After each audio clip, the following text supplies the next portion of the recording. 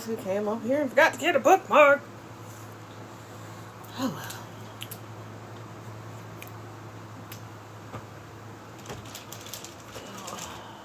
These are starting to... Whew. We are going to swap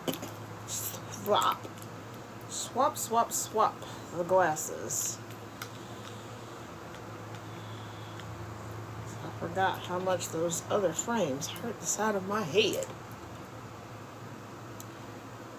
Alrighty. We are still coordinated. But we had to change out the glasses for a little bit. Yep. The OG book talk is back. It's Book O'Clock. And I don't know why I kept saying 102 days, but the book is 107 days. And if you're going to get the book, make sure it looks like this with the blue cover. I did notice that they're, especially on Amazon, they've got like yellow covers with her face on it. Those are not, if you look at it, written by Kamala Harris. So be careful, be careful, be careful. It's the one, it's the blue one. And on top of that, when you open it, it starts off with a lovely picture of her. So those that are new to learning through Black literature, you do not have to have the book to be here. The whole point of me starting this was for people who may not have the budget to get every book that comes out, but we go through all of it together. Okay? Let me be still, or my cooter biscuit's gonna be on display. That is not what we're here for. Alrighty.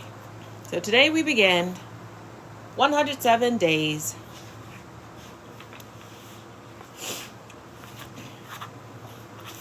And it starts on, what page does this start on? Starts crisp on page 1. Starts July 21st. 107 days to the election.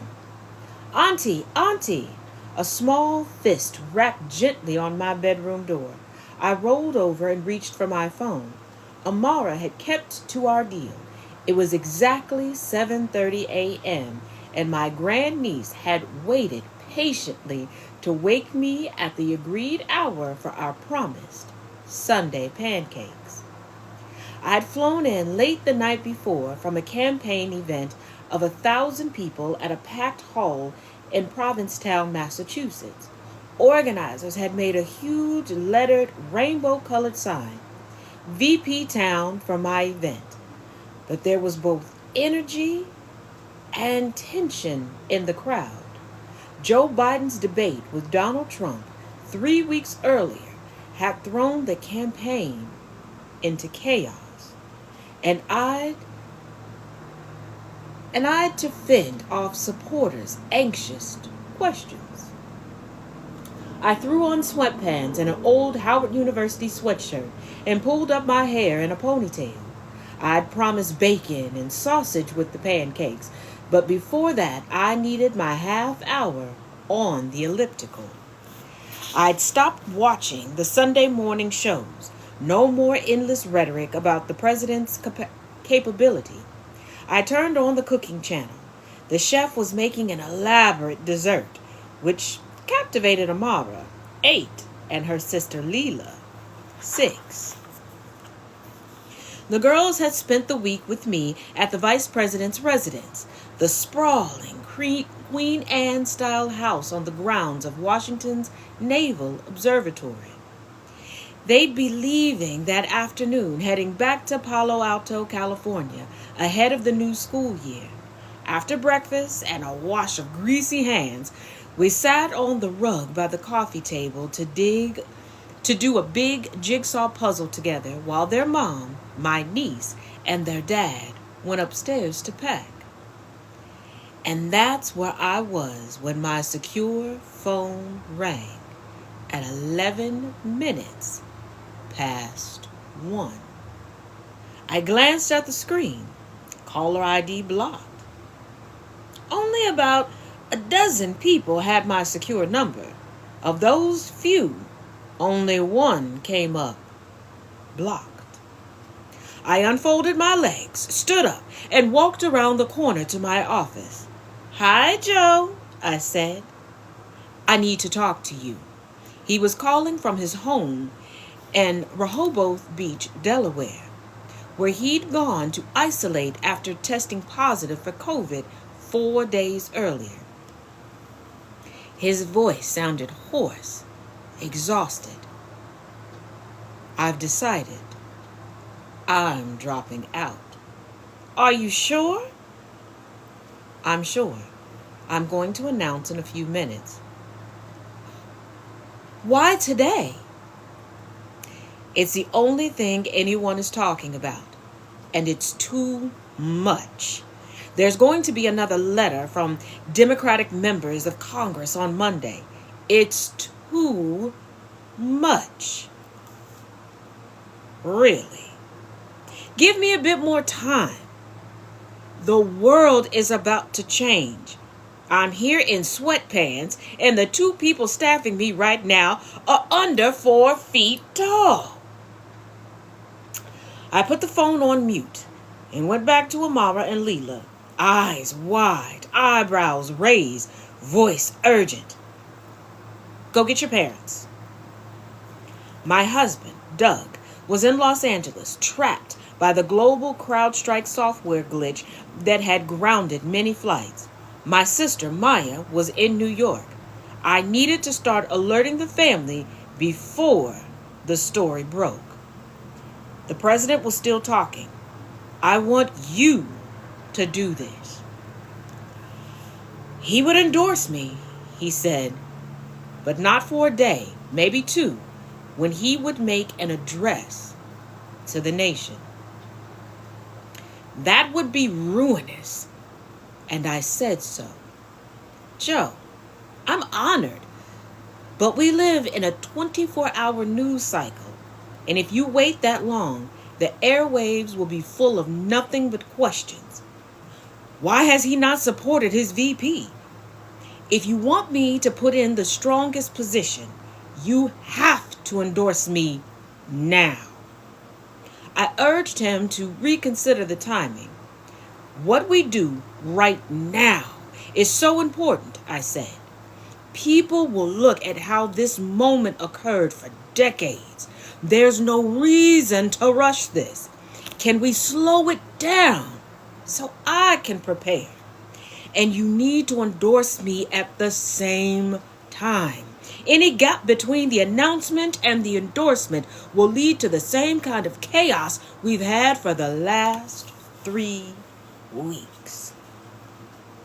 The public statements, the whispering campaigns, and the speculation had done a world of damage.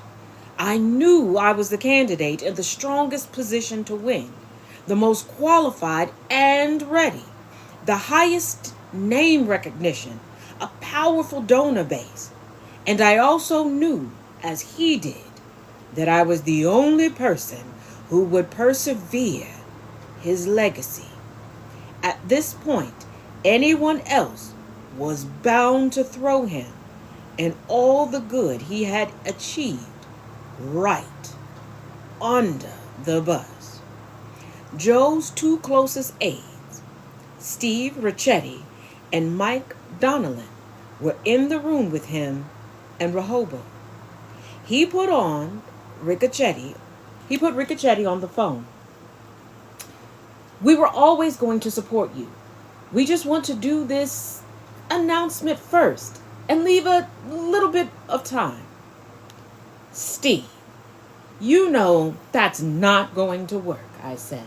"There needs to be no daylight between the announcements."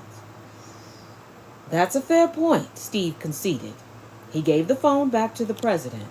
Joe said, "Let me call you back."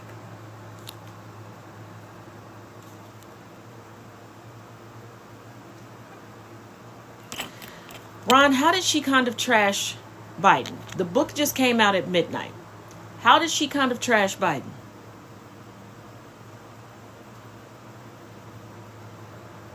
We are 3 pages in.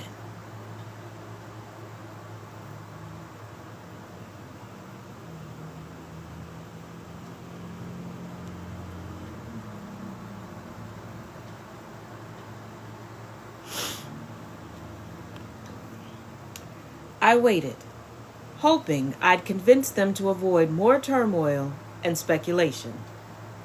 Anything that was negative. So telling the truth, good, bad, or indifferent, you think is trashing someone. Why? Because he's a man?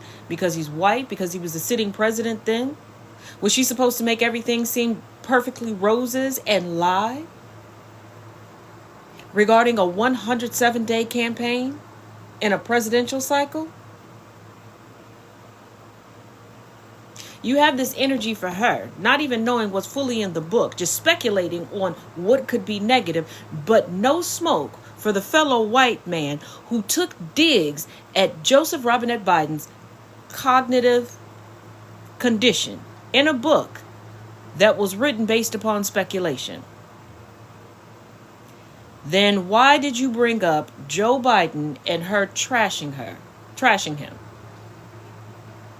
Pick a narrative and stick to it. Once again, the book was released for sale at midnight, and we're at the bottom of page 3.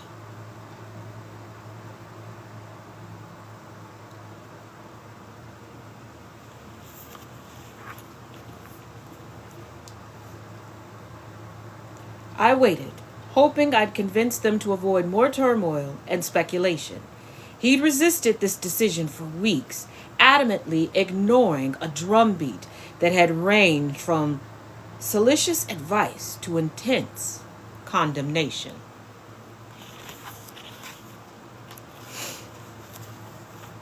Amid all that cacophony, Joe had said nothing to me about this until July 15th. It was just 2 days after the first assassination attempt on Donald Trump. We were in the Situation Room at a briefing on the investigation into the shooting. Joe was at the head of the table, as always. I sat to his right. As the meeting concluded, the president thanked everyone and rose to leave. I'm a stickler for protocol, as I believe everyone at the White House should be. I sit only after the president sits and stand when he stands. As everyone else began to file out, Joe turned to me. Do you have a minute? Can you stay? Soon we were alone, dwarfed by the long table at which so many momentous decisions had been made. The screens on the walls had all gone dark, except for the red digital clocks showing the time and current conflict zones. If for any reason I had to drop out, I would support you, but only if that's what you want. It's occurred to me I haven't asked you. He'd clearly rehearsed this speech. It wasn't a spontaneous thought, and it was the first time I knew he was seriously considering it. The calls for him to drop out, he said, would probably continue. People were throwing his own words back at him, that he had said he wouldn't be a transitional leader. I'm fully behind you, Joe, I told him. But if you decide not to run, I'm ready. And I would give it all I've got because Trump has to be beaten. There had been no follow-up discussion. In our relationship, it was common for him to test out ideas on me until he decided I had no reason to believe it would actually happen.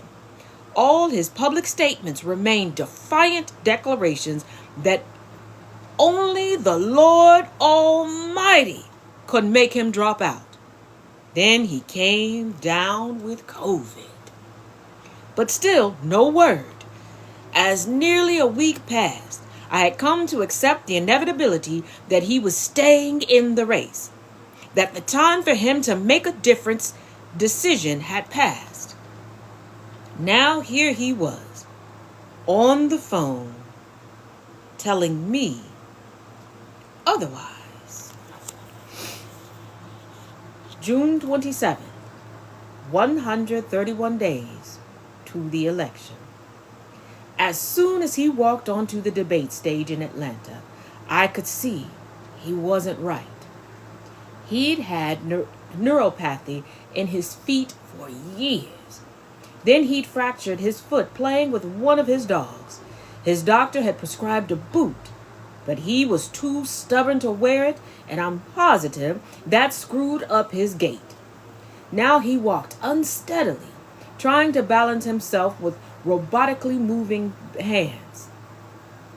He'd called me a couple of days earlier from Camp David, where he was in the middle of debate prep. It was late afternoon, and I'd been working from home in Los Angeles. I pulled up a chair overlooking our backyard. "How's it going?" I asked. "It's going. It's okay." He sounded downbeat and extremely tired. He didn't mention that he was coming down with a cold. "Are you getting some rest? You need to take a break, you know." "Debate camp is awful. They break you to make you. They prod." The book ends at chapter 11. And your father always ended before your mother began. Your point? "They prod at all your missteps, all of your weaknesses, find holes in your arguments, savage your delivery. It leaves you feeling barely competent. From there, they build you back up, running through every possible line of attack until you feel vulnerable." With the debate fast approaching, Joe should have been in that second phase. By the time he made that call to me, he should have been more upbeat, but he didn't sound that way, and it worried me. I reminded him about the tactics we'd previously discussed in dealing with Trump. Alternate brushing him off like lint on your shoulder or striking back aggressively. His voice lightened as he recalled how his mother had once promised him a quarter if he went back and punched the bully who'd been picking on him. He did, and she gave him 50 cents. Telling the story seemed to put him in better spirits, so I wished him luck, and trying to buck him up, told him he was going to kill it. I hung up feeling sorry for him. I knew he didn't want to do this debate, and it seemed like he just needed to talk to someone who would understand what it feels like, what it would take. Within the campaign, there had been a whole debate about whether he should debate. Joe had seemed reluctant from the start. Jill didn't seem to think he should either. Trump's refusal to debate during his party's primary had cleared a plausible path for avoiding it. Nancy Pelosi, for one, argued that Biden didn't need to lower the dignity of the presidency by appearing on stage with a convicted felon who tried to subvert the last election. But some of his most trusted advisors were insistent that this would be the split-screen moment he needed. The campaign was stuck, fighting with Trump for the same limited pool of disengaged or undecided voters. Doubts about Biden's age and capacity had been fueled by the report of Special Counsel Robert Hur on his retention of classified documents. Hur had concluded that he couldn't get a conviction because a jury would perceive Biden as a well-meaning elderly man with a poor memory. The report had detailed concerning lapses. I knew very well that when he was tired, his age showed. And I also knew that depositions can be grueling. And this one began October 8th, the morning after Hamas had viciously attacked Israel, when Biden had spent long hours in classified meetings monitoring the crisis. He would have to have the weight of those events still very much in flux and threatening regional war on his mind. Trump's ravings had been getting progressively crazier as the campaign went on, If Biden had lost a step, Trump had too. Mike Donnellan and Anita Dunn, another of Joe's senior advisors, had become convinced a debate at this relatively early stage could change the trajectory of the campaign.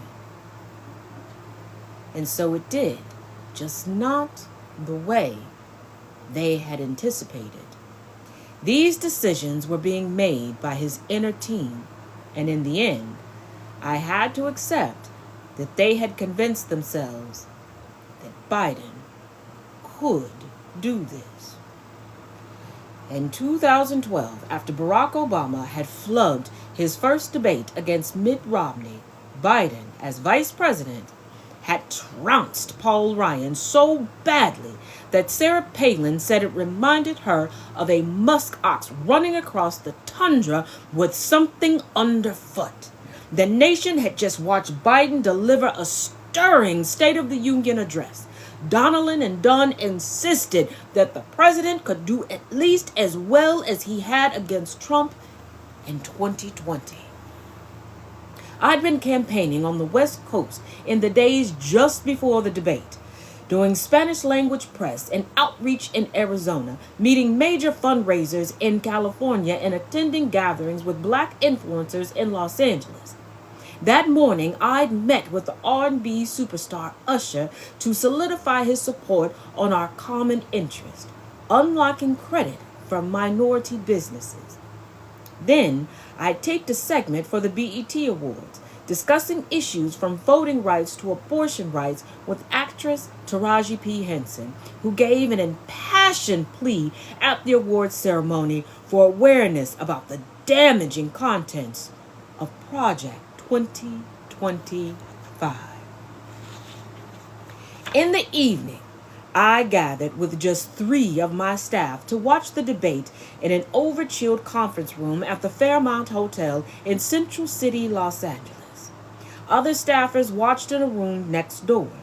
They'd set up a tiny plate of crudité. I ordered pizza for everyone. It was going to be a long night. After the debate, I'd do a quick rallying call for campaign staff and volunteers across the country, followed by 4 television interviews back to back, immediately after Biden walked off the debate stage in Atlanta. The networks had studios set up ready for those live hits. I knew there'd be something to clean up. There was always some small misstatement of fact or gaffe of some kind. Every debate has them. But because of that call from Camp David, I had a gnawing feeling about the night. That's why the people in the room with me were the ones I trusted most. I knew I could be completely frank with them as the debate progressed. Brian Fallon, one of my senior advisors, was a seasoned media hand known for not pulling punches. While running a nonprofit dedicated to reforming the ways judges are appointed, he'd given his former boss, Chuck Schumer, a C rating. Brian had concluded earlier than most political operatives that Trump was different in kind, not just degree. This was not business as usual. Trump was not an ordinary politician. MAGA was not a typical party. He brought a fighter's mentality to the job. Sheila Nix, my campaign chief of staff, had come to D.C. from law school to work at a law firm, been recruited to help with Senator Bob Kerry's presidential campaign, and loved every minute. Since then, she toggled between campaign work and issue-driven jobs like working for Bono on poverty in the sub-Saharan Africa. She'd also worked as Joe Biden's chief of staff, so she had good relations with the Biden team. The third person in the room was my director of comms, Kirsten Allen, a veteran of tight races and high-pressure situations. I'd spotted her in 2018 working for Andrew Gillum when he lost the Florida governor's race to Ron DeSantis by a hair in one of the closest gubernatorial races in history. She'd been my press secretary and special assistant to Joe Biden and had been our national press secretary for the COVID response. Jake Tapper's first question, predictably, was on the economy. Biden answered with a thready voice, rushing through his answer. There was no light in his eyes, no expression in his voice. They'd loaded him up with too many stats, I thought, as he blurted out numbers. The first question is always difficult. He needs to warm up. He'll settle down. He'll get on top of it. The next question was on the military. He's got so much material on this. Trump calling our fallen soldiers suckers and losers. He managed to get off that line, but had stepped on it earlier by saying no one had died in wars overseas on his watch, seeming to forget the 13 Marines who died in the bomb blast at the airport during the evacuation of Afghanistan. I'd been on Air Force 2 when it happened, and we had to change our flight plan to get back to D.C. in the face of the tragedy. How could he overlook that day? I know his deep feelings for those men and women. It's personal to him. Trump, meanwhile, was using his words like a weapon, but shooting before he aimed, spouting lies, unburdened by truth. Biden, striving for accuracy, often stopped mid-sentence to correct himself, which left him sounding hesitant and garbled. I knew the important policy points he was struggling to convey, and I knew he knew them. He is a master of this material, but that was not coming across at all. And then, at the end of a string of convoluted sentences in which he twice confused millions and billions, Joe lost his train of thought entirely, looked disoriented, and blurted out, "We finally beat Medicare." Trump's reply, well, he's right. He did beat Medicare. He beat it to death. As the 90 minutes ground on, my staffers watched with one eye on the big screen, the other on the small screens in their hands. They were tracking reactions on social media. Disaster, train wreck, embarrassment. Kirsten and Sheila were texting each other. Are other people seeing what we're seeing? Is it as bad as we think? Doug, at a watch party with Hollywood donors, was getting an earful. Rob Reiner had screamed at him, "We're going to lose our fucking democracy, and it's your fault." During the final commercial break, I went to another room to quickly get makeup and hair touched up. Brian handed me the talking points the campaign had prepped. I glanced down at them. Joe Biden won, all caps, highlighted. He fought through his cold as he is fighting for the American people. Are you kidding me? I threw the paper back on the table. Then Michael Tyler, Biden's campaign communications director, called from Atlanta with a similar account of what they expected me to say. No, don't feed me bullshit. Everyone saw what they saw. I couldn't help but think of the Richard Pryor joke where his wife catches him in bed with another woman. You gonna believe me or your lying eyes, he says. I was not about to tell the American people that their eyes had lied. I would not jeopardize my own credibility. This night had turned into a disaster, and I was fully aware of the importance of what I was to say. How we handled this right now would have long-term political effect, not just for him, but for me.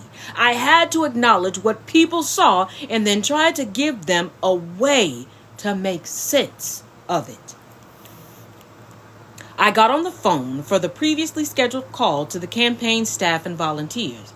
I wanted to calm them down, but I needed to speak the truth. I told them that as the debate progressed, you could see that Biden wanted to debate on facts, but Trump didn't. I read to them from the notes I'd scrawled on Trump's numerous lies. It was just a few paces to the makeshift studio, but it felt like a death march. My staff crowded around me, stressed, knowing the weight I had to carry. Even in the dark room, I could see Brian sweating. He was nervous that we hadn't had time to game out a better line of response than the worthless campaign talking points. I looked at him and said, "I'm ready." As I squared my shoulders to face Anderson Cooper on CNN, I shooed the team out of my line of sight. I needed to focus on the real audience, and I couldn't be distracted by their anxious faces. Anderson lit straight in. Some within your own party are wondering if President Biden should even step aside. What do you say to that? Listen, people can debate on style points, but ultimately this election and who is the president of the United States has to be about substance. Donald Trump lied over and over and over again, as he is wont to do. He would not disavow what happened on January 6th. He would not give a clear answer on whether he would stand by the election results this November. He went back and forth about where he stands on one of the most critical issues of freedom in America, which is the right of women to make decisions about their own body. As I went on to point out that women suffering miscarriages had been denied emergency care, he tried to interrupt me, saying that the president hadn't been able to clearly make that case. Whew, okay, hold on. Let me get a little water here.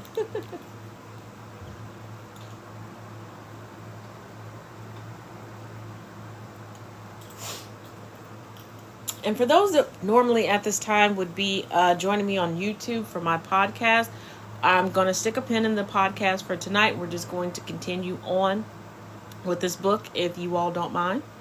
I'll go as long as y'all are here, if you're interested. Just to let you know.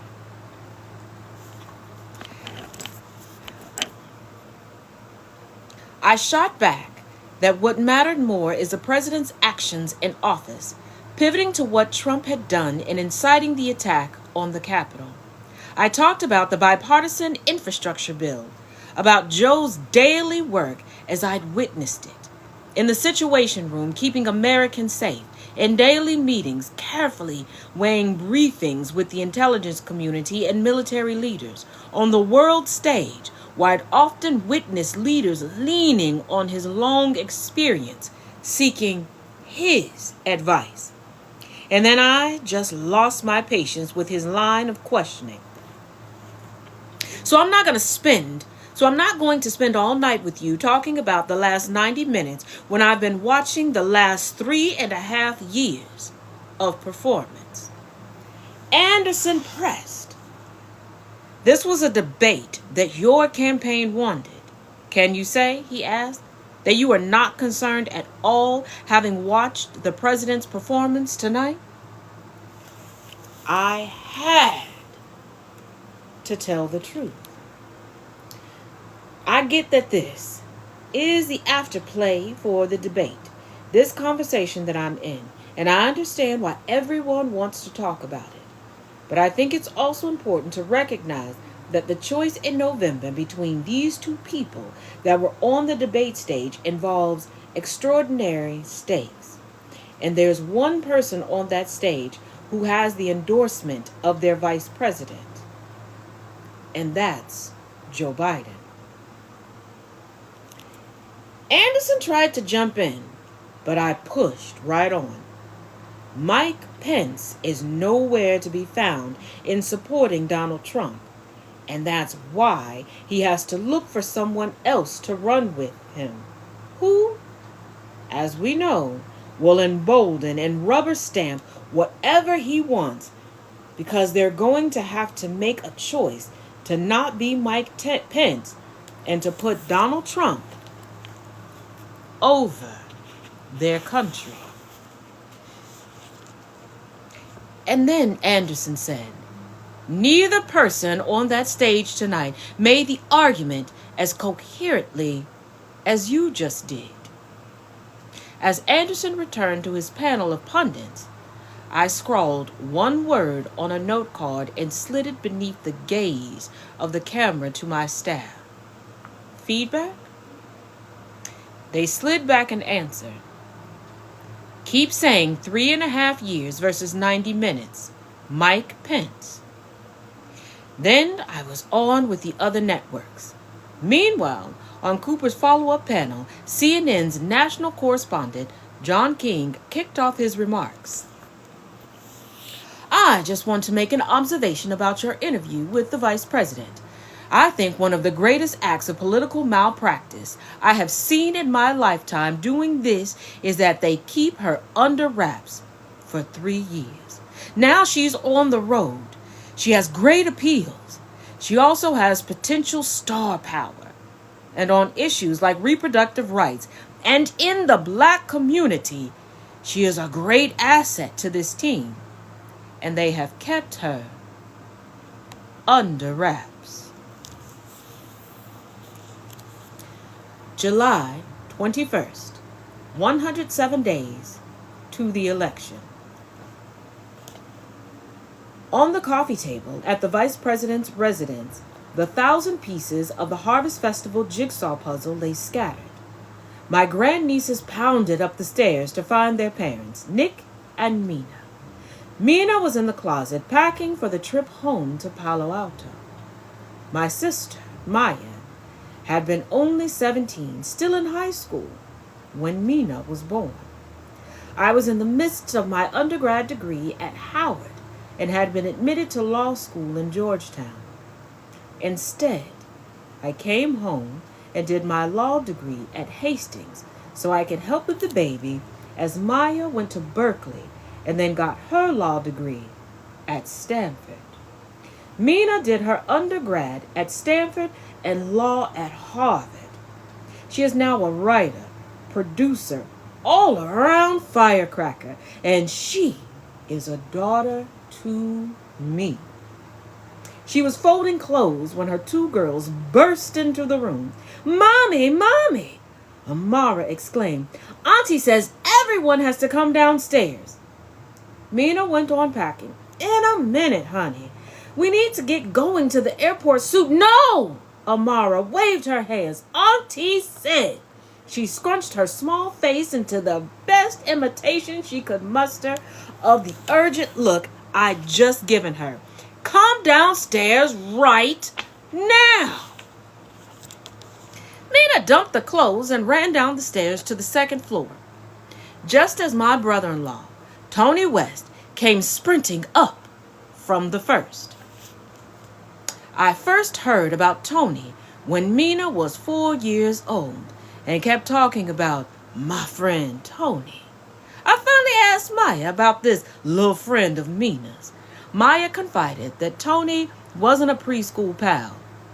He was her law school classmate and the president of the Stanford Law Review. Maya and Tony married soon after graduation.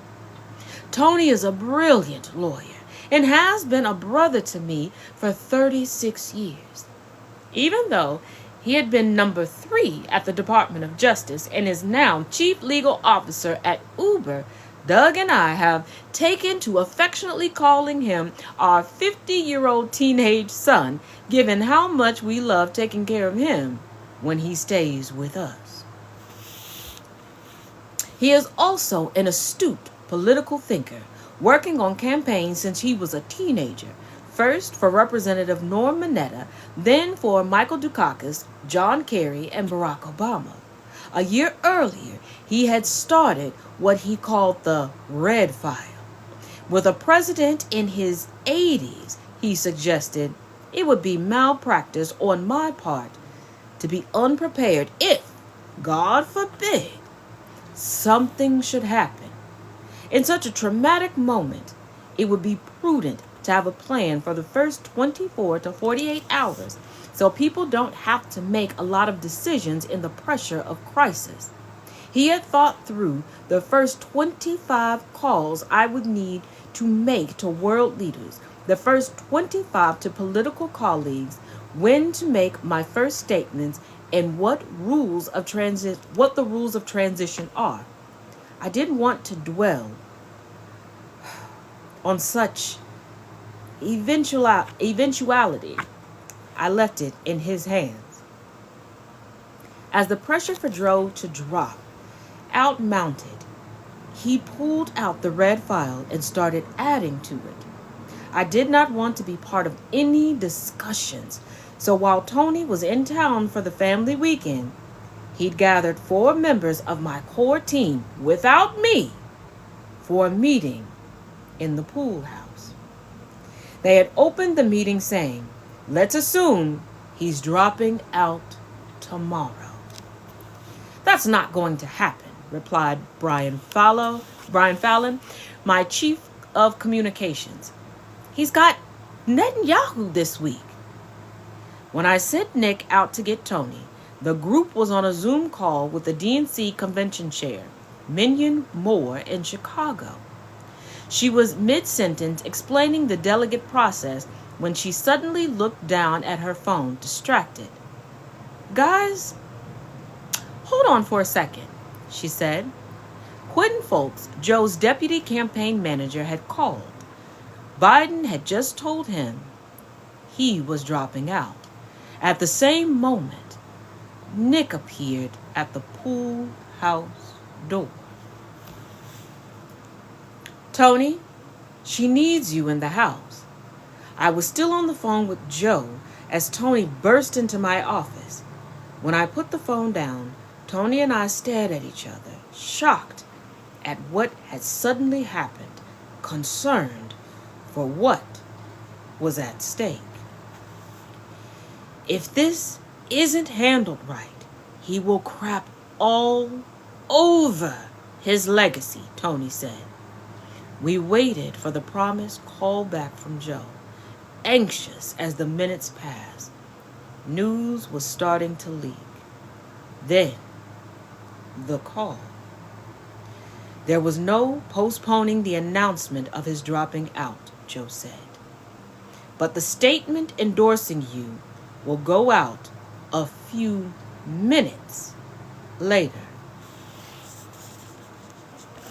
"Joe, thank you for this," I said, relieved. "I will do you proud. I am so looking forward to carrying on the work we've done together." "You're gonna do great, kid." His announcement that he would not be seeking re-election hit social media just 22 minutes after we hung up. 27 minutes after that, he endorsed me as the Democratic candidate for President of the United States. From all over the city that hot Sunday afternoon, my staff dropped whatever they were doing and rushed to my side.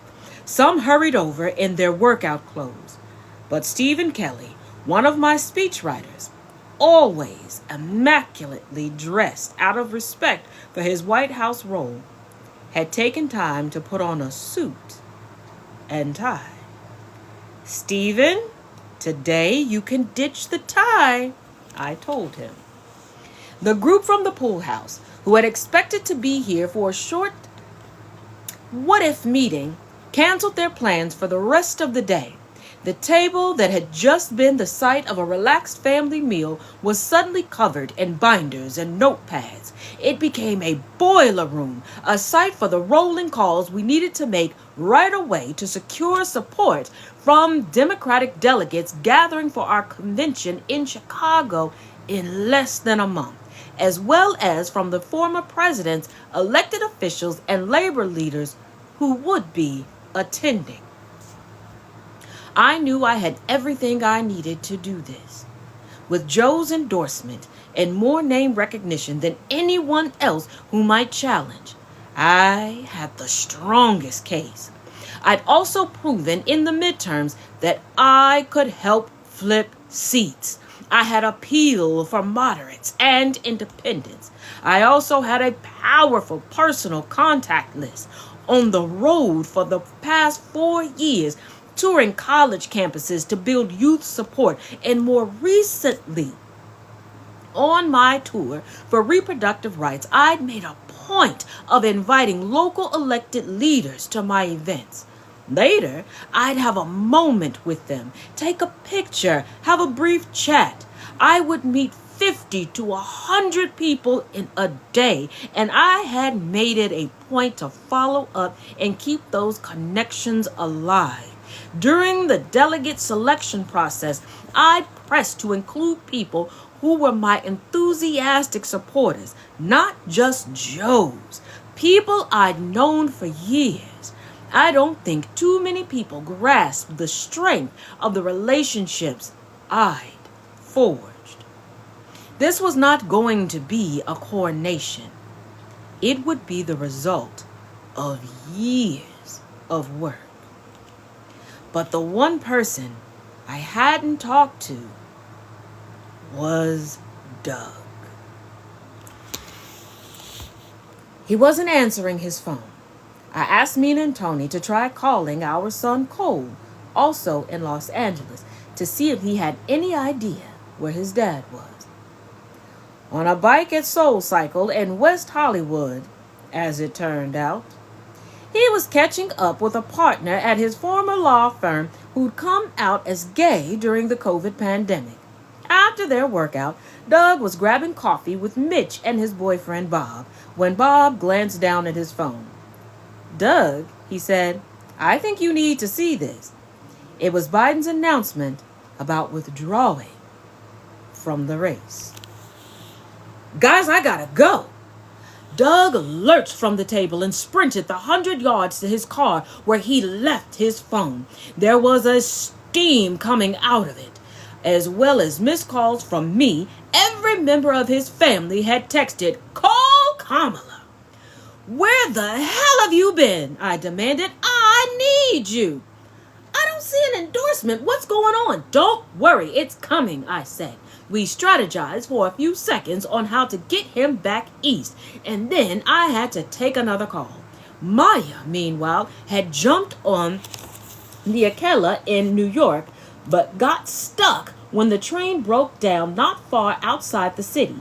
Naya, my personal assistant, took the little girls to play basketball on the half court that Mike Pence had installed in the backyard. Mina, social media savvy from her work as a producer, huddled with my comms team to create the new Kamala HQ messaging for my Twitter account. Someone suggested we put a coconut tree as my logo in my bio. Absolutely not, cried Mina, dropping her voice as she realized I was on the phone to former presidents in the next room. Oops. She couldn't help edging towards the door to eavesdrop. She overheard Bill Clinton yelling for Hillary, who was in another part of their house in New York, and the two of them struggling to create a conference call. Their reaction was effusive. Others were more guarded. To all of them, I said, "I'm in it to win. I intend to earn this. I hope I have your support. I welcome your ideas." In my notes of the calls, Barack Obama. "Saddle up. Joe did what I hoped he would do, but you have to earn it. Michelle and I are supportive, but not going to put a finger on the scale right now. Let Joe have his moment. Think through timing. The Clintons. Bill. Oh my God, I'm so relieved. Send me anywhere. Make this your own campaign. Hillary. We're thrilled the president endorsed you. We'll do whatever we can. We'll jump on a plane. We'll get on Amtrak. I want to be a part of your war council. Jim Clyburn, the dean of the Congressional Black Caucus, whose support had lifted Biden to win the South Carolina primary. Let's go. I'm all in. Josh Shapiro, governor of Pennsylvania. How you holding up? You will have my support. I have a lot of Trump voters in my state. You have ability to draw them away. Wes Moore, governor of Maryland. You've been loyal. I respect that. Pete Buttigieg, my primary opponent in 2019, now a close friend. You're going to be a fantastic president. Roy Cooper, governor of North Carolina and a fellow former state attorney general. Before you say anything, I'm all in. Chuck Schumer, I believe we will win with you at the head of the ticket. Bernie Sanders. I supported Joe because he was the strongest voice for the working class. Please focus on the working class, not just on abortion. Reason 2,652 why I believe Bernie Sanders is a bitch and a red pill swindled up California raisin. Yes, I know the state that he represents. I said what I said. Gretchen Whitmer. I believe you'll win, but I need to let the dust settle. Talk to my colleagues before I make a public statement. Well, that bitch allowed herself to almost be kidnapped and then started nuzzling up to Trump, so.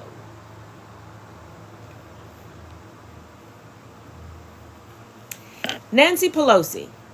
I'm so sad about Joe. It's tragic. My heart is broken. But now it's you. It's important. There's a process. We have a great bench. We should have some kind of primary, not an anointment. You know, sometimes I wonder if it's crack. If it's crack that they put in Nancy Pelosi's coffee, because let's keep going. J.B. Pritzker, as governor of Illinois, I'm the convention host. I can't commit. Noble, notable, proper. Gavin Newsom.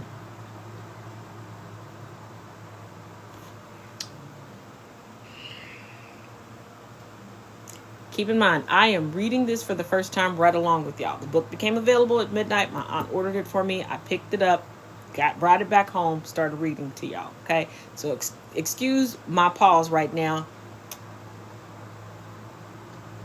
Because every 2 to 3 business hours, Gavin Newsom gives me a reason to want to throat punch him.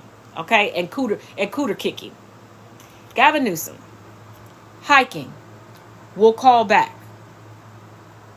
He never did. Of course not. His 13-year-old was a huge Kyrgyzstan. Probably took his 13-year-old to Kirkapalooza Sunday. Mark Kelly, senator from Arizona, tweeted his endorsement even before I reached him. Very serious. Very serious. Very, very serious.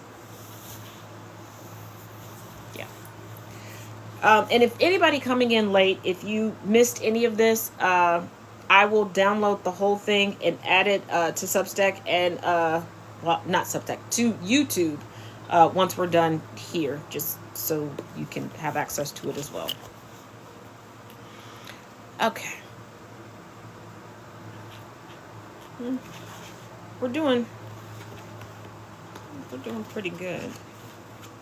I don't want to keep y'all up too late, but we'll do a few more pages. I don't think they're necessarily chapters. They're like going through the days. We'll go through a couple more then if you all don't mind, I'll just go each day until we finish the book. Normally with the book series, I do like one day out of the week, but I think for this, if y'all, I think it's interesting. Maybe you don't. I don't know, but it'll be here. And like I said, and each time after this, I'll upload it to YouTube as well. Okay. I went from call to call with the clarity that comes when stakes are high. Stress is through the roof. Thank you. And there's zero ambiguity. Some people I called would offer me support and then ask, "What do you think the process should be?" If they thought I was down with a mini primary or some other half-baked procedure, I was quick to disabuse them. How much more time would it take to pull that off? I could imagine the chaos of even trying to decide how to do it, much less actually doing it, as precious days slipped away. Not to mention, I need people to remember what a primary is. And when you're voting on the ticket, I need you all to stop acting as if we're still voting by the processes in the 1700s. And that was a big problem this last race to POTUS Mountain. When we first started having elections in the colonies that did become the United States, you didn't have a ticket. People weren't running president and vice president together. It was two people running for president. One with the most votes became president. One with the second most votes became vice president. In that instance, yes, if one person was in the race and stepped down and endorsed somebody else, once we started having political parties, yes, a primary would be needed. But you're agreeing to the people on the ticket when you vote for the ticket. We don't vote separately for a president and then for a vice president. We don't. Now, for the sake of bipartisanship, should we have kept the same rules? I do agree. But we were also supposed to be reviewing and updating the Constitution every 20 years, and we didn't do that. You're absolutely right, Serge. The United States. But, when you pay attention to actual history and do things accordingly, we could have a whole lot more progress. We could. But who listens to historians?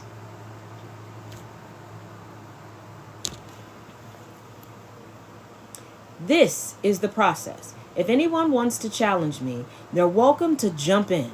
But I intend to earn the support of the majority of the delegates, and I'm doing it right now. Each call took no more than 2 or 3 minutes.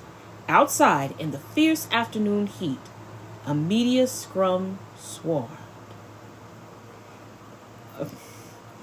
A few hours into this day of frenzied, non-stop calls, I realized I needed centering. I stopped everything to call my pastor.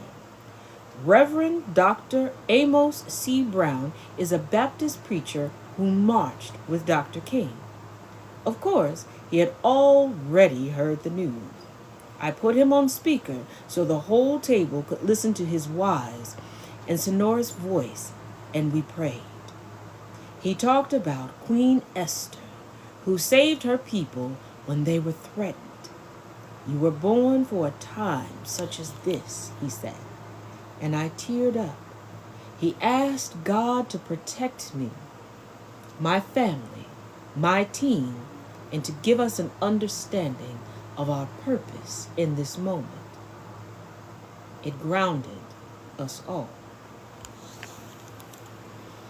I want to take a moment real quick. You notice how her pastor, her spiritual guide, had an association with Dr. King. And I'm saying this for a reason, because people like to make it seem like things were so far removed and so long ago and we should forget. And I've said this to you all before, but one of my teachers, one of my educators, around, I guess you would say middle school age,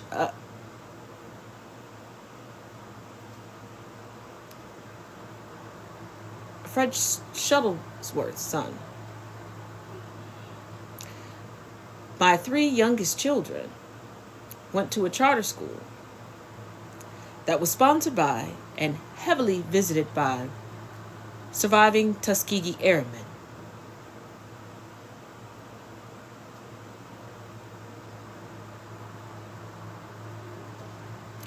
Ruby Bridges just hit the runway in New York.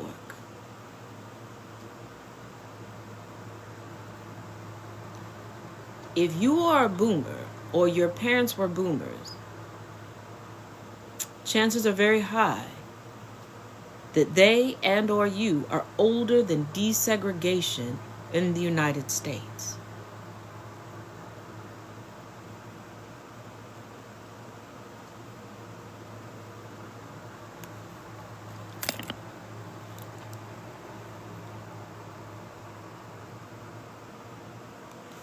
No, they don't. It's not that long ago. It's not that far removed. That's why when they say, oh, nobody alive now knew a slave. If you know about the OG Catwoman, yes, Miss Eartha Kitt herself, she was born a slave. She did interviews talking about being praised for being a good cotton picker in her youth. If you don't believe that sharecroppers from specifically the Jim Crow era and Reconstruction are still walking about, the Black Little Mermaid, her grandfather was one of those sharecroppers.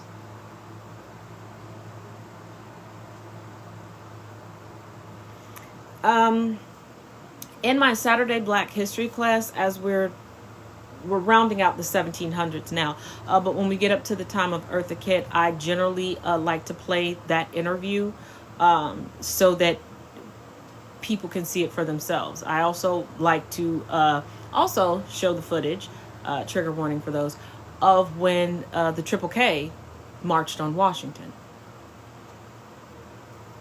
Because, you know, racists always have a response for everything. Well, thank you, Serge. But let's continue on with the book. Then we were back on it, outside. The sky darkened. Storm Horncastle, my indispensable social secretary, got us sandwiches, ordered pizza. Okay, this woman got a thing for pizza. You know what? Kamala girl, are we related? Because we seem to have the same snack, big back preferences.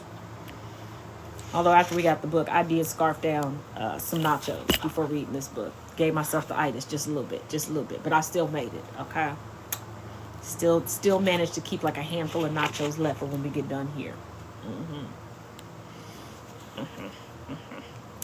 Maya abandoned her stalled train and got an Uber for the long drive to D.C. Doug hadn't been able to get a flight that night, so he arranged a plane to get him to campaign headquarters in Delaware the next day. He made calls on my behalf from our home in Los Angeles into the evening until a neighbor came to the door. It's about to get serious. You need to come have a drink.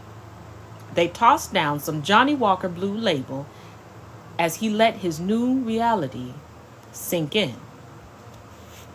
At 5:29 p.m., staff alerted me that the British singer-songwriter Charlie XCX had posted, "Kamala is Brat." Brat was the title of her latest album and identified me as her brand, edgy, imperfect, confident, embracing. From then on, our rebranded Kamala HQ social media site was awash in her signature color, lime green, and posts supporting us used that color. It was a choice. It was the choice. Just gonna say, if you're gonna make something lime green, throw some tequila on that bitch. I'm just saying. Like, who is willy-nilly walking around in lime green? You know, who am I to judge? Okay, I put pink on everything, so I guess, you know. You like it, I love it. At 10 p.m., I finally decided it was too late to call anyone else. We had been going for 8 hours. I'd spoken to more than 100 people. Every single call had mattered. I'd had to be entirely present for each one, giving out and taking in important information. Now the dining room table was strewn with scrawled notes, sandwich crust, and the greasy remains of a pizza with anchovies. What the fuck? What the? We read and we try not to judge. We read and we try not to judge. But for the anchovies, I kind of hope part of your undercarriage falls out for that one. Yeah, that people questioning if she black. That is blackity black. That is black exploitation era black. That is 1975 black. That is, you didn't shave nothing till you were in your 40s black. That is sunroof down with the gangster lean. Woo-hoo, black. What the fuck? Oh, God. Probably eat sardines with a fork and mustard. Don't you? Don't you? Probably walk around talking about don't you know no good. You don't know nothing about that. That type of black. What the hell? What the hell? Oh, Jesus, Murray and Joseph. Okay. That's why your pizza was greasy. Okay. And the greasy remains of a pizza with anchovies, my favorite. No one else's. Because ain't nobody else that black, Kamala. Shit. Your whole house smell like shea butter and pink oil moisturizer, don't it? Ain't it? Your chicken wings taste like straight Lowry's, don't it? Probably put red hot on everything. Got dug out there on the grill with the Jesus sandals and ankle socks, don't you? Girl. Anchovies on the... Oh, I didn't even think that was still that just instantly gave me heartburn and flashbacks. I'm waiting to hear some old smoker's cough voice scream out, go get me a switch. Switch to menthol. Shit. Damn. Anchovy. Really, you could have left that out the book. Girl, I want to know less about you. Shout out to Francesca. I was still in my workout clothes. You had the nerve to have workout clothes on eating anchovies on pizza. You know what? We read and we try not to judge. We read and we try not to... We judge a little bit. We judge a little bit. A little bit. That's it. That is some Cali shit. The fuck? What's she gonna do now? Tell her she pulled out a Diet Coke? What the fuck? Okay, we read and we try not to judge. Okay, we read and we try not to judge. All right. Okay. I was still in my workout clothes, my unbrushed hair tangled in its scrunchie. Despite that, I decided we needed to record the moment. Before I went upstairs to take a long overdue shower, I gathered my team. Girl, don't be gathering people before you take a... You got anchovy breath, sis. Not you. We out here clowning the unwashed white women, and you out here with anchovy breath.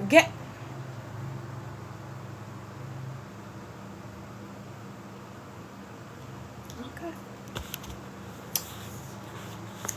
We read and we definitely judge. We read and we definitely judge. Yeah. Whew. Things are going to get wild, I said. There will be hard days ahead. Oh, not you using all these H's after you got anchovy breath. I can't get past the fact that you in these folks' face with anchovy breath. And they survived? They must have sinus issues. Yeah, I'm going to go with they got sinus issues. Yeah. We have a lot of ground to cover. But you are the best team in the world. And I know we can do this. Let's take a photo. Let's get your ass washed. Let's get you some Listerine.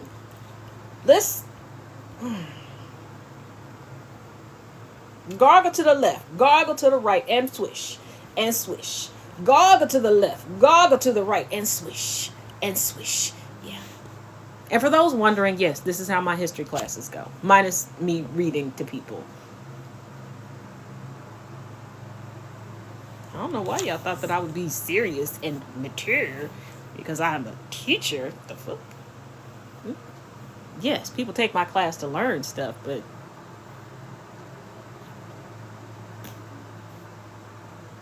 and in face-to-face classes, I bring snacks.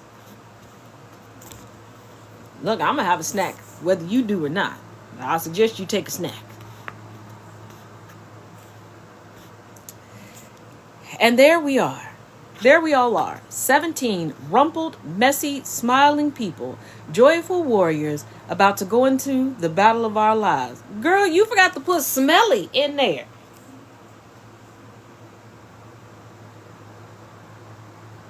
Yeah, I ain't never running for office. Yeah, what the hell? No, now we out here.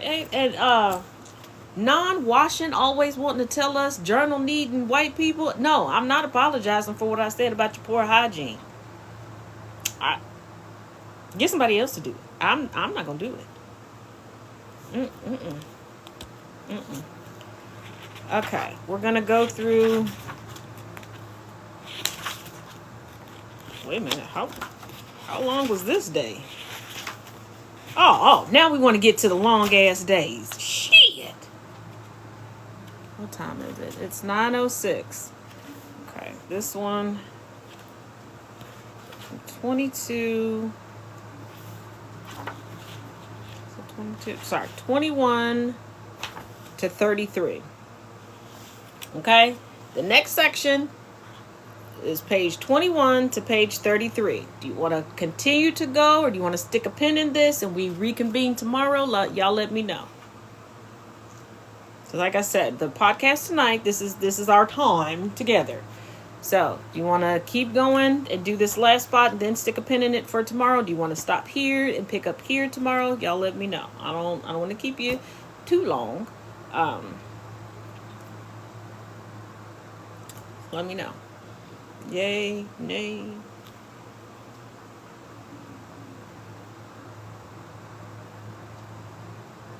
Y'all better start talking. I will turn this into an erotic fan fiction just to see if I can.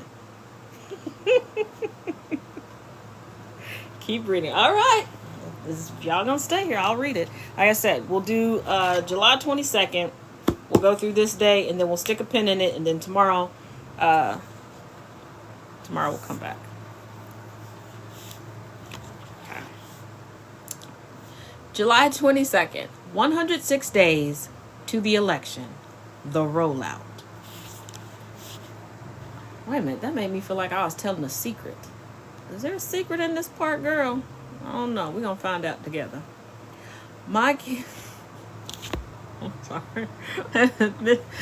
Nightbird, you made me remember like when I used to read to my kids and my nieces and nephews. They wouldn't go to sleep. They'd be like, just keep reading. So I had to go to... I feel so bad, but it needed to be done. I started breaking apart the books and like going to Staples and stuff and having them rebound. So they didn't know the books were as long as they were. So I do what you got to do.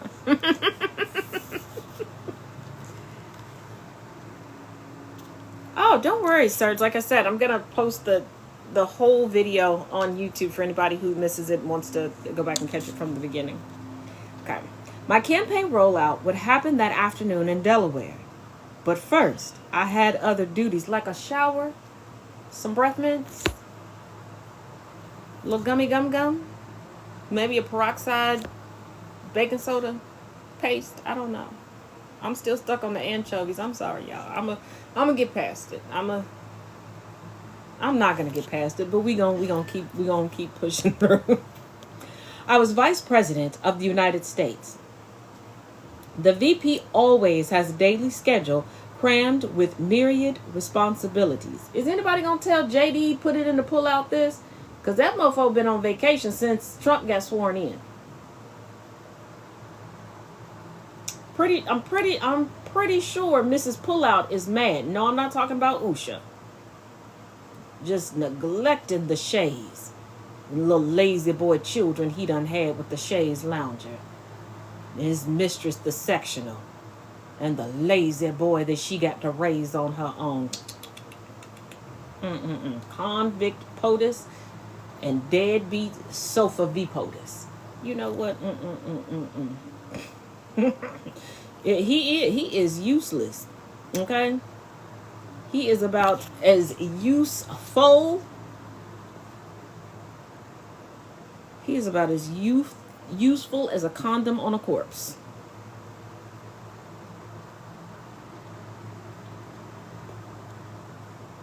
Vance won't allow Usha in D.C. He's keeping her in East Walnut Hills, Cincinnati, Ohio. And he likes to go and pick up specifically his one daughter and take her to the jungle gyms in Amelia, Ohio, for photo ops that don't result in photo ops because everybody just ignores him. Imagine making it to the second in command of the United States and nobody's impressed at seeing you. Nobody. He gives a whole new meaning to casting couch. Hope he didn't think he was going to be a crap shit. My staff secretary, Oliver Middles...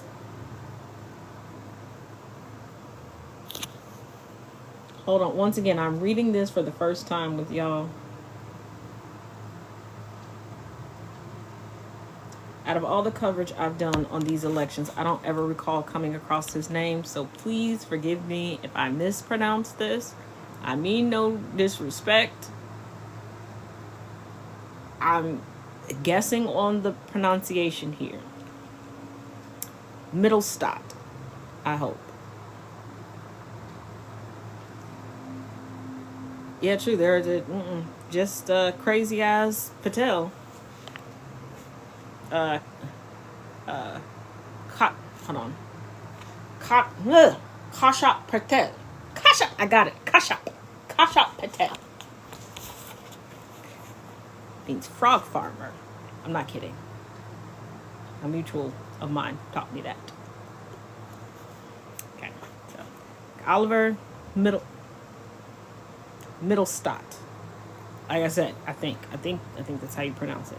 Would deliver the schedule and the fat briefing binders for the events of the next day to my residence late the evening before. The schedule outlined in exquisite detail every move of every person around me, described to the inch and the minute, down to which people will ride the elevator with me at each location. If there will be a photo line at some point in the day, even the number of camera clicks will be noted, indicating whether the shots are going to be with groups or individuals. Dozens of people are involved, from Secret Service to White House staff to traveling press, and all of them must be choreographed. Within this elaborate dance, any moves are indicated by the word "you" in bold letters. Let's put a pin in that real quick, because you notice how she said everything has to be choreographed.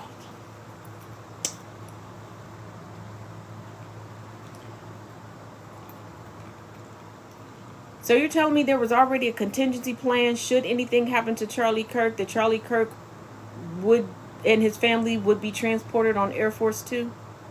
Because that went off without a hitch. And all the security was in place at the airport and everything.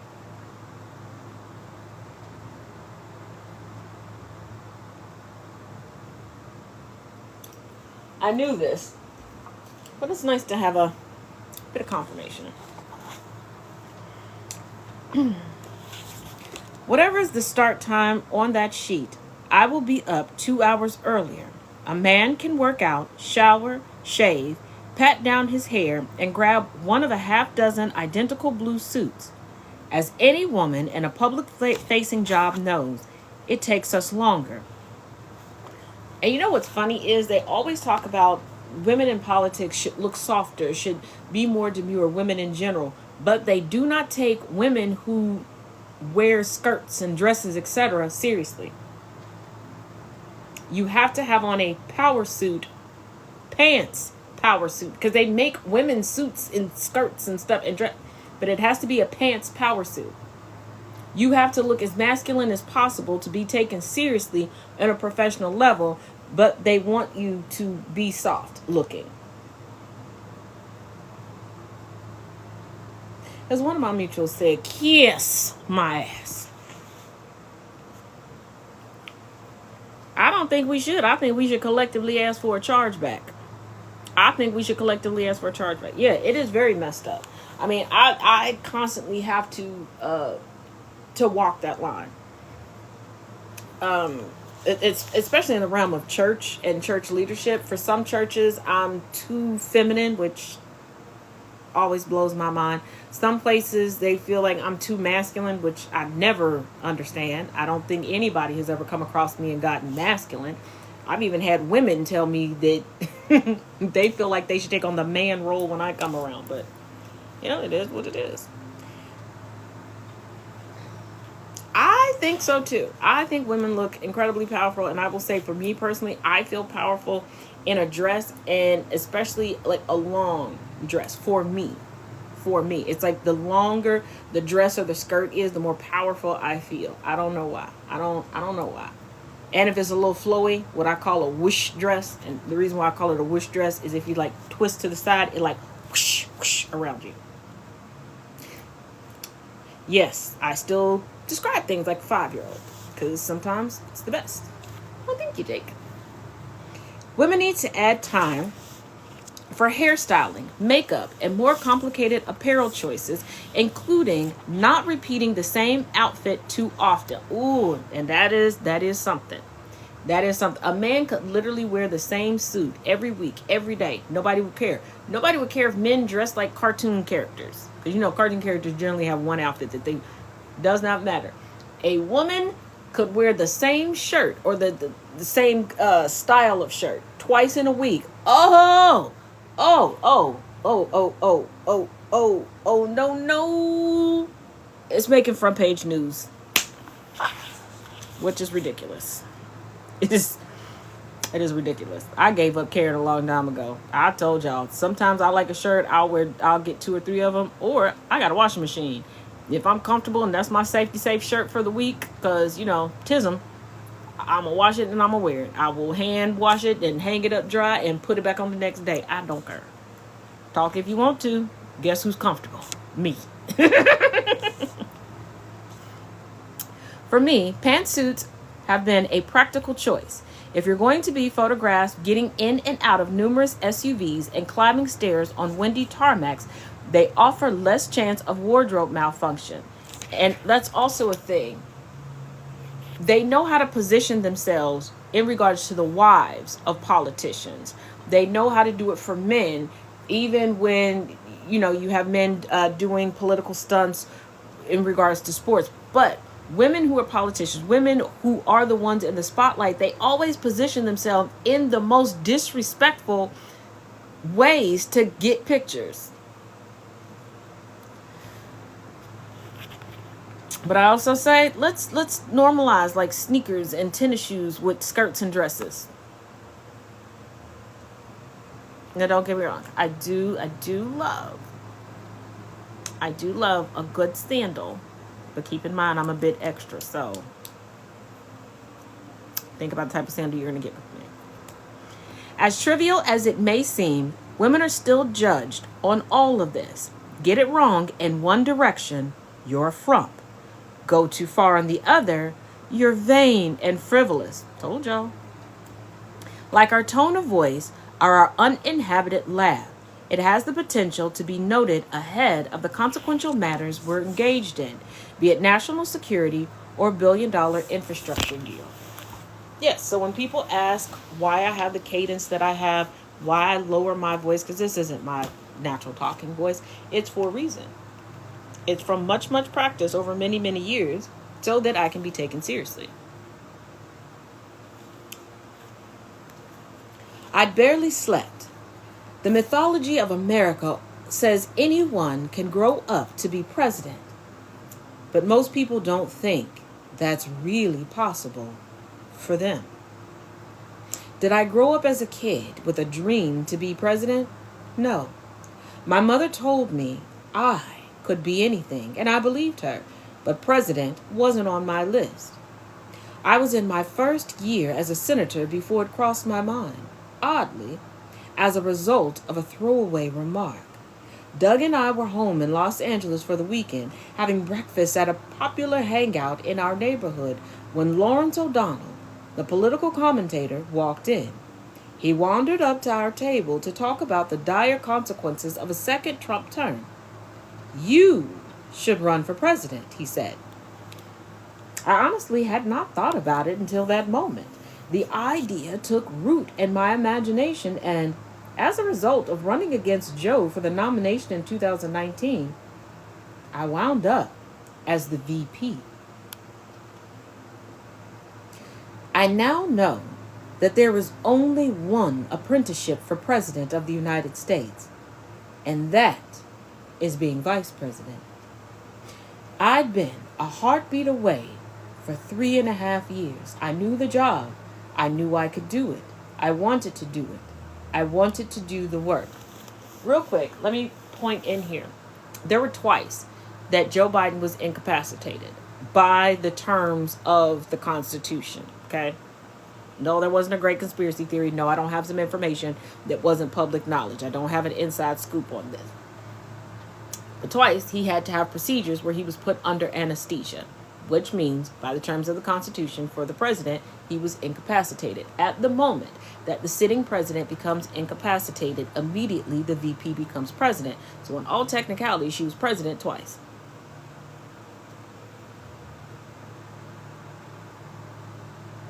So all of y'all that were out there campaigning against her and these whataboutisms, the country didn't fold, the country didn't fall. She didn't run amok during that time. She did a great balance and kept things going and kept a stable security for us all. Told y'all, Tazzy Farms does not forget. I want to keep people safe and help them thrive. For me, it's always been about that work.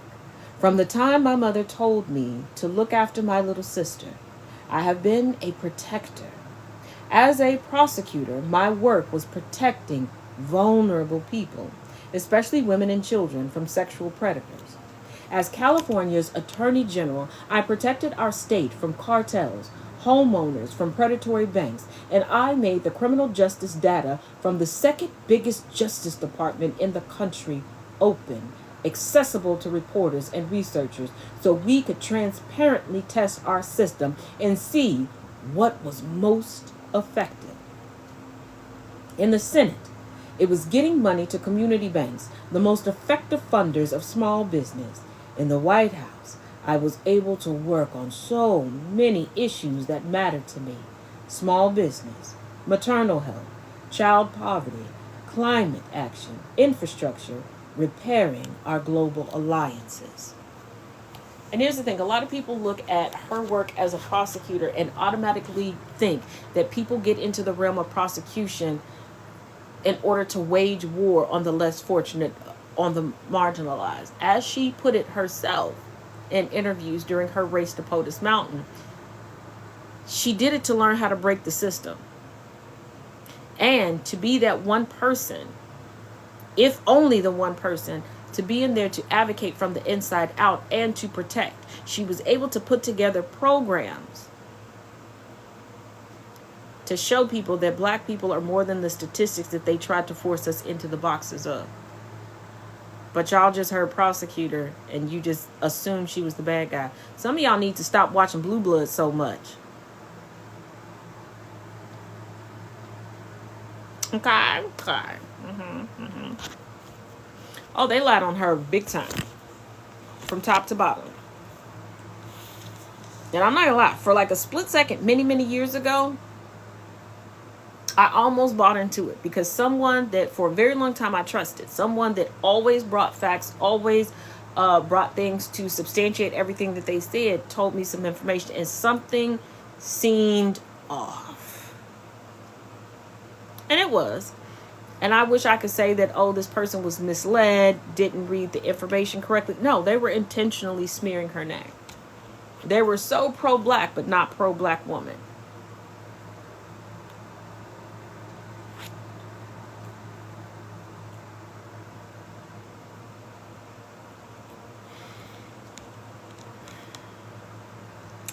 As president, there was so much more I could do. I wanted to see Gen Z given the tools they needed to become a new greatest generation, and I had so many ideas on how to help them. I wanted to create a Secretary of Culture to uplift the immense creative talent of this country. I wanted to change the way we think about our workforce, to assign value based on an individual's skills, to open up government jobs to talented people who didn't necessarily have a college degree. I wanted to increase home ownership. All these things and so much more, all grounded in the fundamental values of dignity, fairness, and opportunity. And I don't know why we moved away from apprenticeships and grandfathering people in, because some of the greatest minds that people still tout to this day and quote and use as a bar, I laugh, because you're sending people to college to attain the bar that was set by people who weren't in college. Some of the greatest things that we rely on to this day, some of the greatest minds that we still give their flowers to them to this day, it was a natural talent or it was self-taught. Like, there are some people who I think are some amazing educators that should be allowed into the schools, but they're not, because they don't have degrees. But they're doing it because they're tutors at this point. There are people who've lived through the history. Let them teach it.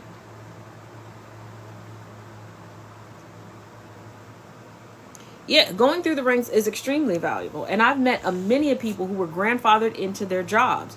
And that process is far more rigorous than anything that we go through now. It's far more like, they really, when they're grandfathered in, the people who are training them want to make sure that they're less likely to make a mistake, that they are knowledgeable and can handle any type of situation that comes up, that they're going to be cool under pressure. All of these things that we gave up, really teaching people along the way.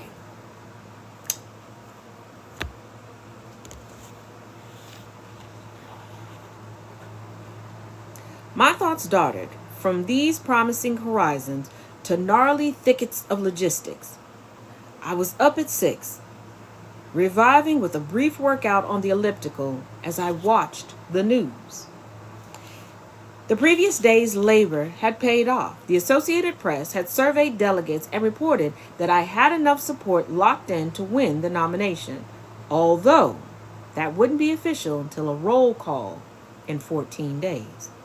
Trump's public reaction was to claim I'd be easier to defeat than Biden because I was even further to the left. A dangerous San Francisco radical. But reports from inside his campaign revealed dismay. Later that day, Trump whined on social media, on Truth Social. They also misled the Republican Party, causing it to waste a great deal of time and money on political advertising targeting a candidate who was no longer his opponent. After the debate, after the assassination attempt, the Republicans had believed they were on a glide path. Now, a boulder had rolled onto the runway, and they had to recalculate their approach. At breakfast, I found Maya, who had arrived after midnight. She was excited for me. She had been by my side, doing the heavy lifting for every campaign, taking time from her own work as a leader at the ACLU, the League of Women Voters, and the Ford Foundation. She was realistic about what this would mean for me, for our family. She also knew how well I could do this job, and she knew why I wanted to do it. Only a sister raised with the same values and sense of purpose could see so clearly how I felt. I had briefings with my team about my events at the White House and what we had to accomplish in Delaware that afternoon. Some had suggested I do my first big event as a candidate in Pennsylvania. But I pushed back hard. There are people in Wilmington who have been working round the clock for months. They're going to be feeling a lot of emotions. I need to see them first. I called David Plouffe, I hope I'm saying that right, who'd run Obama's 2008 campaign, he dove right into the details. I took notes. I don't have fidelity with what's happening on the ground, but I know Trump is doing better than he did in 16, in 20. The assassination attempt pushed his turnout 20%. Whatever you think his turnout will be, add 10%. Don't listen to anyone who says rely on paid media. Take risks. TikTok, podcasts, risky but important. 4 things you can't mess up. Rollout, first interview, convention, debate. Nail the big moments and don't sweat the small speed bumps. And speaking of Trump assassination, if you remember, there was a second assassination attempt, as they say. Gentleman at Mar-a-Lago, gun was never set up, with just a couple bags hanging on a fence, and he drove away, and then they caught him. Yeah, he was found guilty today of attempted assassination. But to quote him during his closing arguments, a man can desire his neighbor's wife. He could even end up on the front porch. But if he never indulges, who cares what his intent was? At 10:30 a.m., my motorcade left for the White House. It was College Athlete Day, and a crowd of over 1,000 students were gathering on the South Lawn to be recognized as champions in the 2023-2024 National Collegiate Athletic Association season. Since the president had COVID, I'd been asked to stand in his place. Now, those routine remarks had new significance and needed rapid revisions. I was determined to recognize the weight of the moment and honor the president for his achievements. And I think people forgot that there was a period of time that Joseph Robinette Biden, as president, had COVID and therefore could not make public appearances, could not do a lot of things in rooms with people. And Kamala Devi Harris stepped in and did it. And we did not really think about it because of how smooth the transition was, how smooth things kept going. And she didn't make a big deal about it for the sake of ego. She did what had to be done for the country. Stepping up to the podium, I looked across the lawn at the spectacular array of young athletes in front of me. I could feel their excitement. I told them the president was sorry his COVID recovery was keeping him from being there, and went on to say that in one term, he had already surpassed the legacy of most presidents who served 2. I shared a bit of our personal story, telling them that I had gotten to know Joe Biden through his son, Beau. Beau and I had been state attorneys general, me in California and he in Delaware. In the aftermath of the Great Recession of 2008, he had stood with me against the big banks who had defrauded so many borrowers, people who'd lost homes. I'd pulled California out of the national negotiations when the banks proposed a settlement that I thought was crumbs on the table given the harm caused by their malpractice and fraud. Delaware didn't have nearly as many folks underwater as we did in California, but it did have a lot of influential banks who wanted to get out of their mess by paying the least possible penalty. In an act of political courage and principle, Beau was by my side as we stared down the big banks, and I eventually got $20 billion for Californians who'd been harmed. I will always admire Beau for taking that risk. Beau and I talked often, comparing notes on our work and becoming close friends. When he died from brain cancer, everyone who knew him, knew his character and his gifts, was devastated at the loss for his family, his friends, and for the United States. I flew across the country to be at his funeral. Beau always spoke so admiringly of his father, of his integrity and his commitment. I shared that with the crowd, adding my gratitude for Joe's service to America. Then I went on with my prepared remarks. focused on the young athletes' achievements.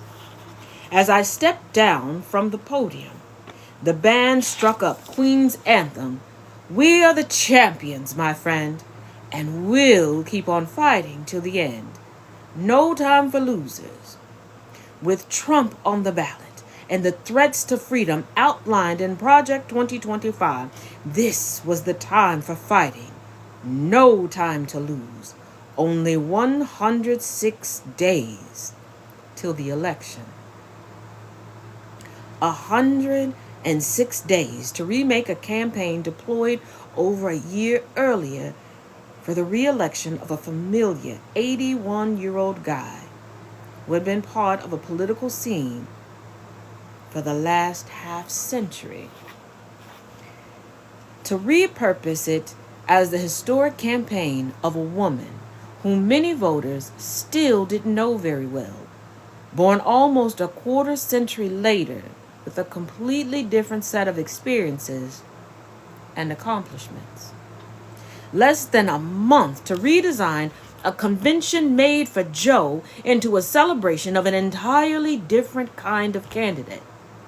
2 weeks to vet and choose a vice president, a choice that would not just reverberate through the campaign, but would be integral to the success of my administration. It would be the shortest campaign in modern presidential history. This, in a country used to having a year or two to learn the plans, policies, values, and character of their presidential candidates, against a man who had been campaigning for almost 10 years, ever since he came down the escalator at Trump Tower in 2015. As we headed through a sudden downpour at Joint Base Andrews and made the quick hop to Delaware, I worked on the speech I would soon be giving, one of the most important of my life. My usual process for major speeches was to work with Adam Frankel, who had been my senior speechwriter since 2021, a deep thinker who had authored a book on the intergenerational trauma of Holocaust survivors. His Democratic Party DNA could be traced in several directions, including to the JFK administration. I would share broad concepts for what I wanted a speech to get across, and after we talked it out, he'd put it down on paper, trying to capture my voice. I'd go over it many more times before it went on the teleprompter, making sure it was words for the ear, not the eye. Well, this gives credence why Trump's list of who he can't stand is so extensive. He's a bit jealous that all the heavy hitters, politically and otherwise, they just don't fuck with him. They just be looking at him like he not like us. He not like us. But this speech was different. I knew what I needed to say about Trump's character, his record, and his horrible agenda. For the first 2 weeks of this campaign, I would have nothing but the benefit of my own instincts. Polling hadn't been done. Messages hadn't been tested. But I didn't need polling that day to know what I wanted to say and exactly how I wanted to say it. Doug's flight had landed 10 minutes earlier. He was waiting in the forward operating base when Jill Biden returned the call he'd made to her the day before, when he first heard the news. "Be careful what you wish for." Her tone was desolate. "You're about to see how horrible the world is." When my plane landed, Doug bounded up the steps of Air Force Two and wrapped me in a hug. There wasn't time to talk. We were once again about to walk through the fire together. He and I both knew it. It did my heart good to receive that big, bearish hug. Sometimes in marriage, that's how everything is said.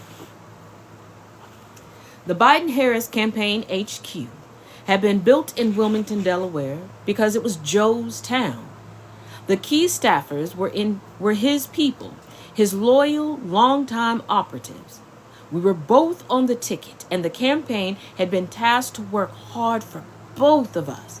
They had been in early understanding that Joe would mostly campaign from the White House while I did the heavy lifting on the trail. So I was already aware of how extensive the travel demands would be. But it was a Joe-shaped organism that would need to adapt very fast. There was no way to know if it could. As I stepped into the room, the place erupted. Young faces everywhere, cheering and crying. In the 24 hours since I declared my candidacy, the campaign had taken in $81 million. Everyone in the room knew that funds had all but dried up after the debate, and this sudden gush of money was proof of life. I was surprised to see how quickly they'd switched out the Biden-Harris signs and covered the walls with newly printed Harris for President posters. My first order of business was to put out a small brush fire. Jen O'Malley Dillon, J.O.D. as everyone called her, was chair of the campaign, a seasoned pro who had led us to a win in 2020, the first woman campaign manager for a successful Democratic ticket. I had called her on Sunday to ask her to stay on in the role, but there were questions about how the campaign would need to be reshaped, and when David Plouffe called her to discuss strategy, there was confusion.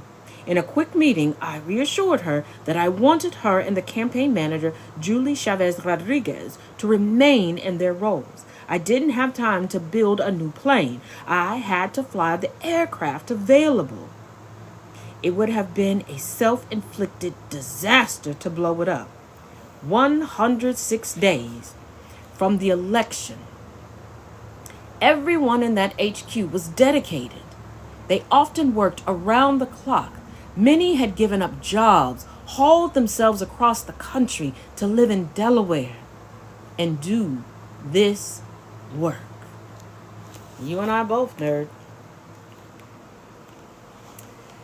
But I had my concerns. Some, like Mike Donnellan, one of Joe's closest advisors, had moved from the West Wing to the campaign because he was expert in channeling Joe. He knew Joe's every whim and inflection. It was clear how that expertise could work for me. In fact, he left the campaign and returned to the West Wing less than 2 weeks later.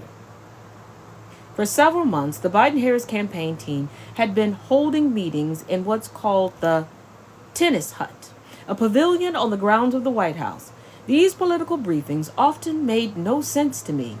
Mike Donnellan would filter the data from the polls and present the numbers in soothing terms.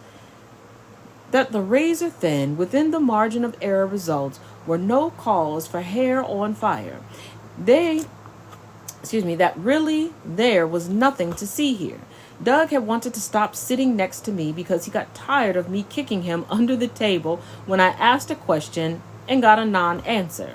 My chief of staff, Lorraine Voles, turned to me as we left one of these meetings and said, "If I ever organized that sort of dog and pony bullshit for you, you'd have my head on a platter." I'd had to learn from the news a month earlier that there was a planned $50 million ad buy, even as big donors were sitting on their hands. I didn't see how we were going to fix the problem by throwing money at it, even if we had the money to throw. There were no specifics about which swing states to prioritize, which demographics to target. Just happy talk about how we were going to right the ship.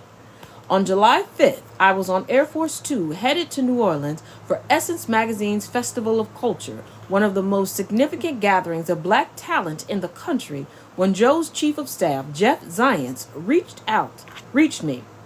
"I'm willing to fight to the death for this president," I told him. "But the campaign can't have us out there like the emperor with no clothes. My name is on this ticket, So I don't want to hear XYZ is happening or not happening when the facts just don't support it. I'd become concerned that the data was being filtered to manage Joe's mood and lift his spirits. I need straight talk. We have many pollsters, and they all in agreement on what's being presented at these meetings. My team members like Kirsten Allen, Sheila Nix, Brian Fallon, Ike Irby, Josh Sue, the people clear about what I wanted, would now have to elbow their way into the campaign structure. I told Jod, J-O-D, that my own pollster, David Binder, who had been with me since I ran for district attorney, would be taking a more significant role. One of the first calls I'd made was to Kirsten Bertolina Faust, a key political strategist who had been with me since my race for attorney general. When we hung up, she packed and left her husband and 2 teenagers in Sacramento, arrived in Wilmington, and did not leave till November 6th. David Plouth, I said, would join us as a senior advisor as soon as he extricated himself from existing commitments. Room also needed to be made for the raft of young people newly drawn to my candidacy. We'd keep the Delaware HQ, but would open 2 new offices right away in Northern and Southern California, where we could tap the talents of people who had supported me for years and deploy them to Nevada and Arizona. An entirely new digital campaign would be spun up. Digital for me looked entirely different from digital for Joe. Kirsten Allen immediately started briefing comms and digital staff in more detail on my background and values so that anything they created would give an accurate reflection. Although Joe had felt differently, I made the immediate decision to go on TikTok. The @Kamala HQ TikTok would be a 5-person Gen Z team in their 20s. We would give them a few rules of the road and then let them trick it out. Insta would have a millennial flavor. X would be directed at political junkies, and Facebook would target boomers.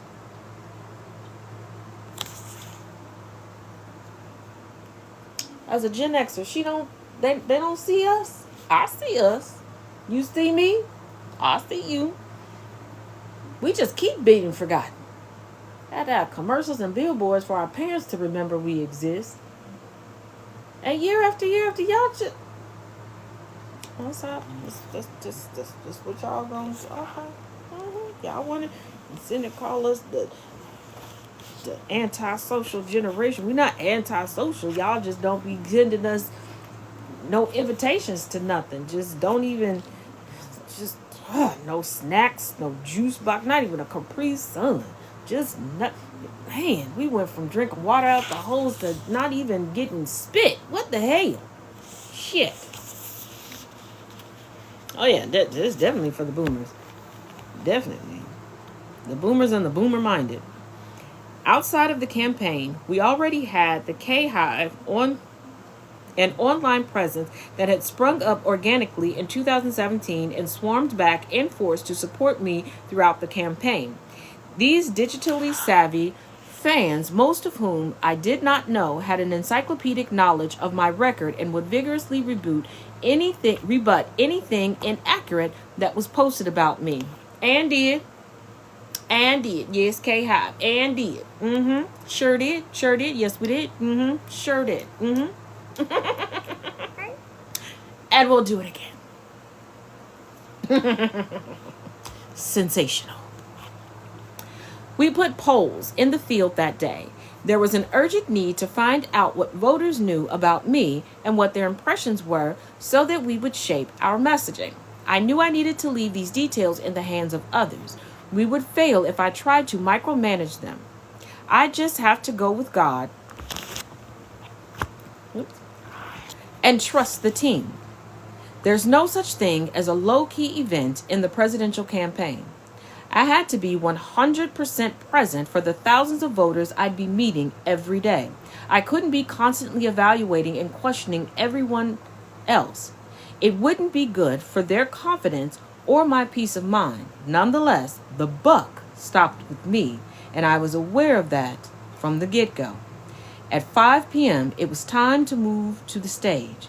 Over a floor speaker came Joe Biden's raspy voice. I could sense enormous effort. He was trying to sound upbeat, but you could hear the hurt as he hesitated over his words. If I didn't have COVID, I'd be sitting there with you, standing there with you. I'm so proud of what you've all done. But this COVID has been keeping me out of people's hair for the next 3 or 4 days. But I'm going to be on the road, and I'm not going anywhere. I'm going. It's kept me away a little bit, but I want people to remember that what we have done has been incredible, and so much more we're going to get done. And so I want to say hello to Kamala if she can hear me. I know she's going to be speaking shortly. And I want to say to the team, embrace her. She's the best. I wanted to call today to thank everybody in this effort. I know yesterday's news is surprising and it's hard for you to hear, but it was the right thing to do. He gained speed as he went on, praising the sacrifices of the campaign workers, promising to continue to bring the fight to Trump in his final months in the White House. The applause when he finished was warm and heartfelt. I hoped it lifted his spirits. All the questioning about his capacity had wounded him badly. He didn't want to get out of this race. He didn't want to stop being president. I was determined that he at least have his dignity. My feelings for him were grounded in warmth and loyalty, but they had become complicated over time with hurt and disappointment. At that moment, the warmth predominated. So when I took the stage, I spent the first third of my remarks effusively praising him before I launched into my own campaign speech. I would do that for several weeks until my campaign strategist urged me to stop. It's time this campaign was about you. It was David Plouffe who would eventually put it to me more bluntly. People hate Joe Biden. It was hard for me to hear that. It is. It is turning. It is turning into a Jane Austen. The rapport between Joe and me was genuine. For two people who seemingly couldn't have been more different, our values were incredibly aligned. We cared about working people. We'd given our lives to public service. We would outdo each other quoting sayings from our parents, and we both liked to secretly and affectionately make fun of the British. That wasn't affectionately. They deserve every bit of it. Every bit of it. First of all, they still eat war rations on purpose, intentionally. Motherfuckers changed their whole accent to distance themselves with us. It wasn't affectionately. Just make fun of them out in the open. They always poking a bear at us. Send the bear back over there. Put like 3 bears on the boat and send it over there. Okay? Only thing they're going to do with that offense is pour some gravy on it. Sludge like gravy. Spot of tea and heavy on the gravy. And put a bit of tuna on my jacket potato. It's delicious. I know our food looks cold and undercooked all at the same time, and you never see steam, and our cheese just doesn't melt over here. But, school shootings, pish pop, tally ho,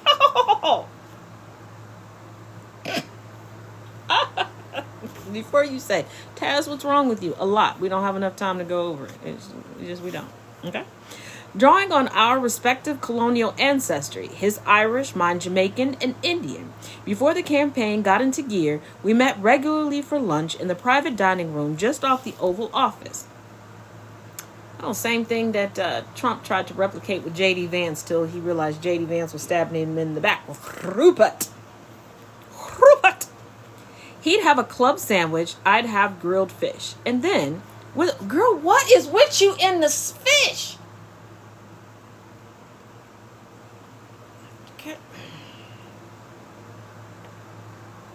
You on a book tour.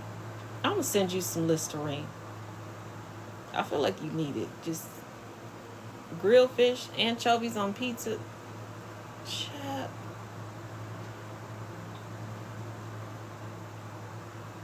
I'm going to pray for Doug. He love you down. He love you down. You putting fish on everything. You just eating all the fish that you get. He love you down. He said, let me love you now. It is becoming a thing, sis. It is. Damn. She got to keep unprovoked telling us. Did nobody ask you? Would you? Oh, Lord. And you ain't even the Irish one in this equation. Making fun of the British and you just fishing, chipping it up with everything. The chippy. And then, with a conspiratorial grin, he'd order us up a chocolate shake or a sundae. Fish and chocolate? Oh, I know y'all was tearing them Oval Office bathrooms up. I know y'all was stinking up the West Wing. What? Fish and chocolate?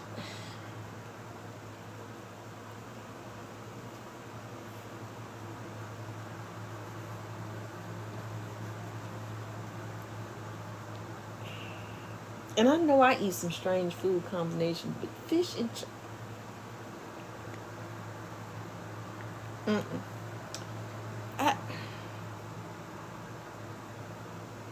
that just made my stomach hop to my back for a quick second.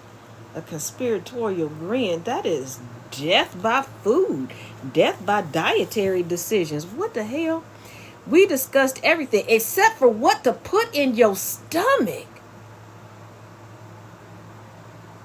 Yeah, y'all out here talking about she ain't black enough. Fish, she ate fish on some of it, like blackety blackfish, and then was like, her and Joseph about, I need a little something sweet now. That's she a knuckle. That ain't even N-word. That's knuckle. If you know, you know, cause it's levels. When you get to knuckle level, just hang it up, flat screen. Knuckle. That's like oil spill black. Okay, that's like you slick as a Jerry curl black. Like you leave stain behinds unintentionally black. Fish and shut.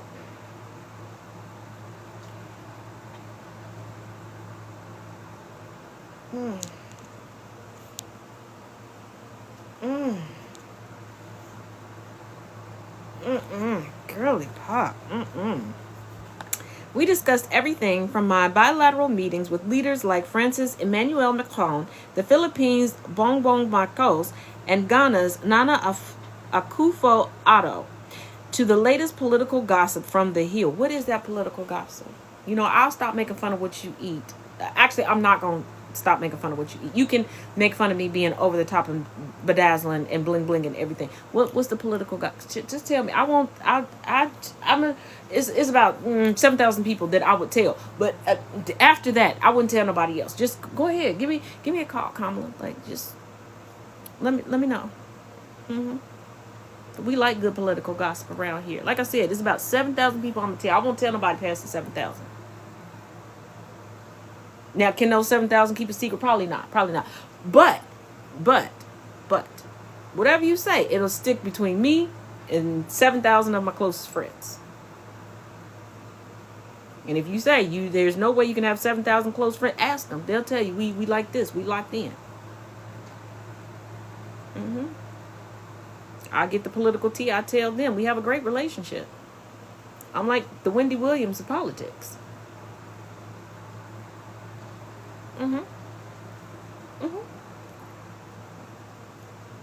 I just don't put Ricola in my tea. That's it. And no, that's not shade. She did used to drop a Ricola in the tea. I tried that once. And I think it's because I use loose leaf tea. Yeah. Ooh, no. I'm pretty sure I could smell the future. It opened up. It opened me up. Just a little too much. I think I was smelling things from cities like 3-4 states over. I don't ever want to have that feeling again. Oh. We need someone in Elon's camp. You know what? There is someone that keeps messaging me that I think is from Elon's camp. I have been able to confirm everything that they've said thus far. I'm gonna vet them a little bit more. But if it is, we might have an inside track. We might. We might. I'm not quite sure. Like I said, thus far everything is checked out, but I'm still a little leery. Cause like, why you choosing me out of everybody? I mean, I would choose me, but you know, I don't know. Okay, but Plouffe was a realist. He knew that the president's approval rating of 41% was a ball and chain dragging on my campaign. It would take time, too much time, before I acknowledged this truth. So, Kamala, you kind of shot yourself in the foot there, too. Okay. It's okay how I'm out here battling for you, and you ain't battling for you, girl. Come here. Come here. I ain't gonna hurt you. I'm gonna give you a hug. A bear hug. Over your mouth, but, you know. But what I knew for certain, I faced an opponent who majored in malice, and I was damned if I was going to join the chorus of cruelty. Our administration had achieved great things, getting COVID under control, creating 15 million new jobs, standing up for democracy at home and abroad, passing bipartisan legislation that nobody thought would be possible in such a bitterly divided Congress, including a bipartisan infrastructure bill that Trump is currently trying to take credit for, and the most significant climate-saving measures ever.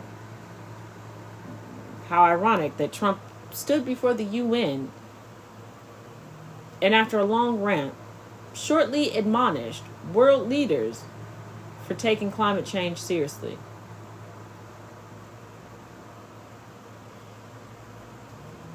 I don't know what Marvel universe this is, but I want to be placed in a different one. I want to be in a different timeline, a different universe.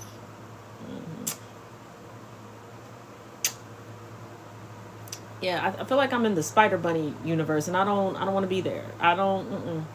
No, thank you. No, thank you. No, thank you. I want to be over here, not here. Over here, not here. Put me over here. Expeditiously, not here. I've had my fill of here. It's ghetto here. It smells a little bit. Put me over. Yeah.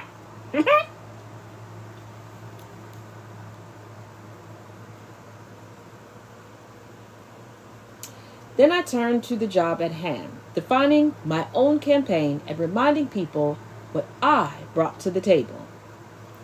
You know, when it came to Trump, should have tapped into the anchovy grilled fish sandwich side of you and just let him have it. I mean, just one good time. You already had the chucks on, okay? You already had the chucks on. Okay, you just needed one good graphic tee, okay? Okay, you just needed 2 Afro puffs and one good read down. One good read down. Just one read, like with a cup of tea, pinky up, take a sip, read him for filth, because he smelled like filth, and just, it would have been fine. It would have been fine. Okay?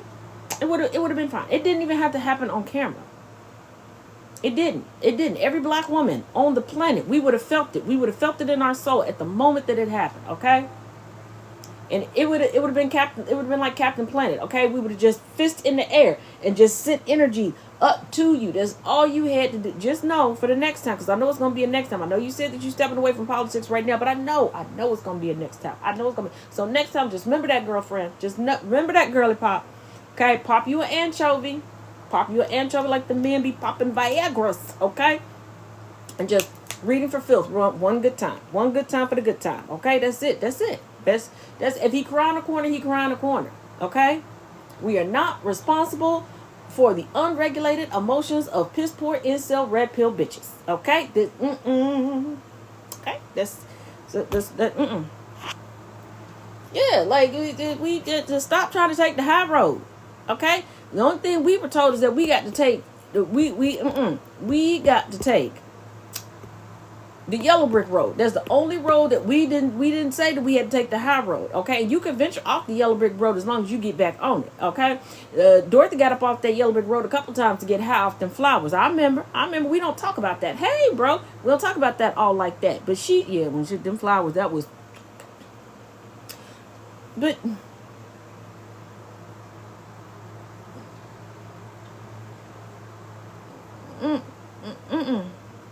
It's a stairway to heaven. The road is to hell. What are we talking about? We taking the high road. The road don't go high, it go low. Did y'all forget that? It's a stairway to heaven. It's a highway to hell. We on the road. It goes down.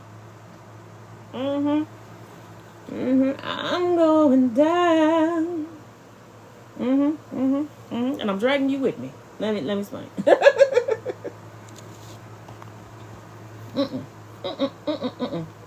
Before I was elected as vice president, before I was elected as United States Senator, I was elected Attorney General of California. And before that, I was a courtroom prosecutor. In those roles, I took on perpetrators of all kinds. And you should have just handled Trump like a perpetrator. I mean.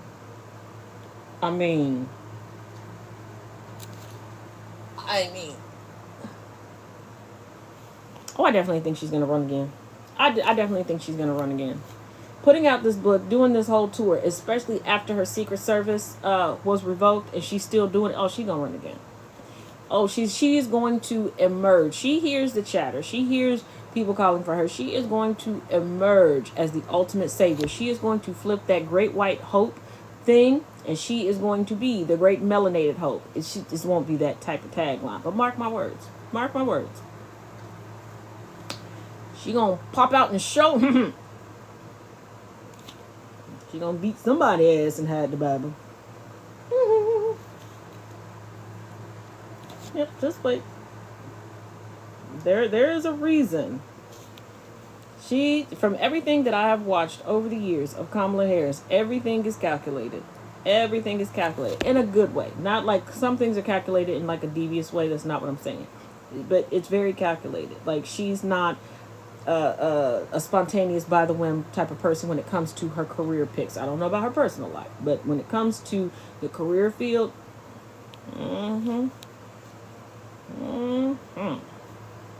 this politically savvy crowd was several jumps ahead. They knew where I was going and loved it. They signaled their approval with laughter and applause. Because Kamala, you're predictable in a good way. You're safe and predictable. We know where you're going. Okay, we know if you jump in the arena, you're going to stand 10 toes down on the right side of history. You're the safe to safe. You are the comforter. Okay. You like the big sister that won't let us get our ass whooped, but we know you gonna let us fight for a little bit. You just not gonna let nobody get the upper hand on us, but you gonna make sure we can hold our own. We know this. Predators who abused women, fraudsters who ripped off consumers, cheaters who broke the rules for their own gain.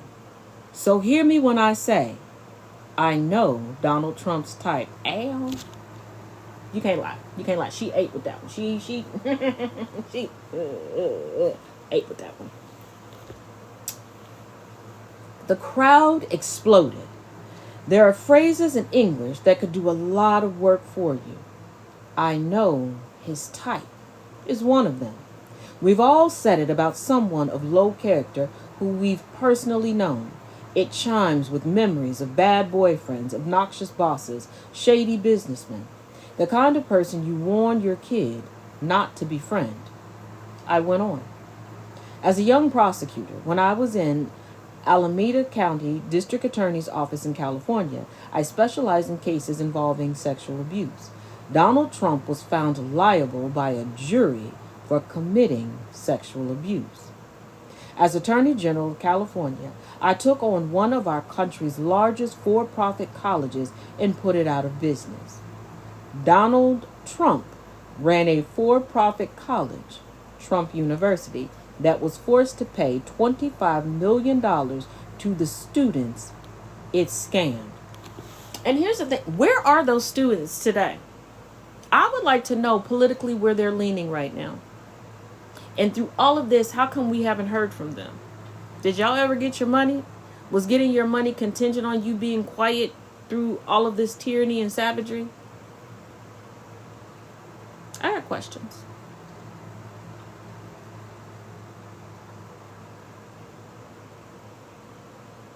Well, technically, he did do a couple hours in jail down in Fulton County. He had the Fulton County blues for a little bit. As district attorney to go after polluters, I created one of the first environmental justice units in our nation. Funny how the sitting HHS secretary, who was an environmental attorney, didn't even accomplish that. Ooh, was I supposed to bring that up? Was I?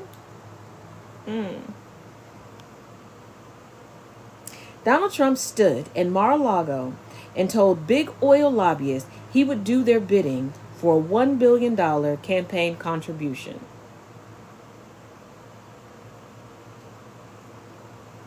Just money laundering, bribery. Donald Trump has pulled out all the circa 1976 to 1983 mafia/mob moves. I guess Michael Cohen was supposed to be his Beanie Siegel, but that didn't work out too good. I guess it worked out better for Michael Cohen than it did Beanie, but... At this example of Trump's massive corruption, booing erupted. During the foreclosure crisis, I took on the big Wall Street banks and won $20 billion for California families, holding those banks accountable for fraud. Donald Trump was just found guilty of 34 counts of fraud. And was. To the point where he can't do business in New York. And somebody still has to sit and oversee his businesses, and they can't make a move without running through that person first. Pivoting, I said that our campaign was about more than the stark contrast between my record and Trump's. The campaign, I stressed, was about two different versions of our country going forward. One focused on the future, one mired in the past. Trump wanted to take us back to failed trickle-down economics that had never done a thing to lift the middle class and instead brought only more inequity. He romanticized a time when freedom and rights were limited and denied to so many Americans. And y'all do realize that whole trickle-down economics, Reaganomics, also ushered in, for the first time in U.S. history, where the ultra wealthy, the top 1%, were no longer paying their fair share in taxes. Before that, we had a sustainable economy, and a little bit of money went a larger way, and we had better infrastructure, benefits, all of these things, until Reagan changed it.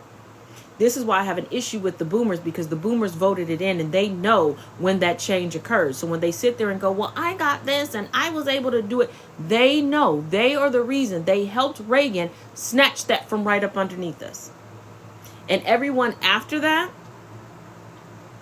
that utilized parts of the Heritage Foundation's many mandates since then and had members of the Heritage Foundation in your administrations, all of you.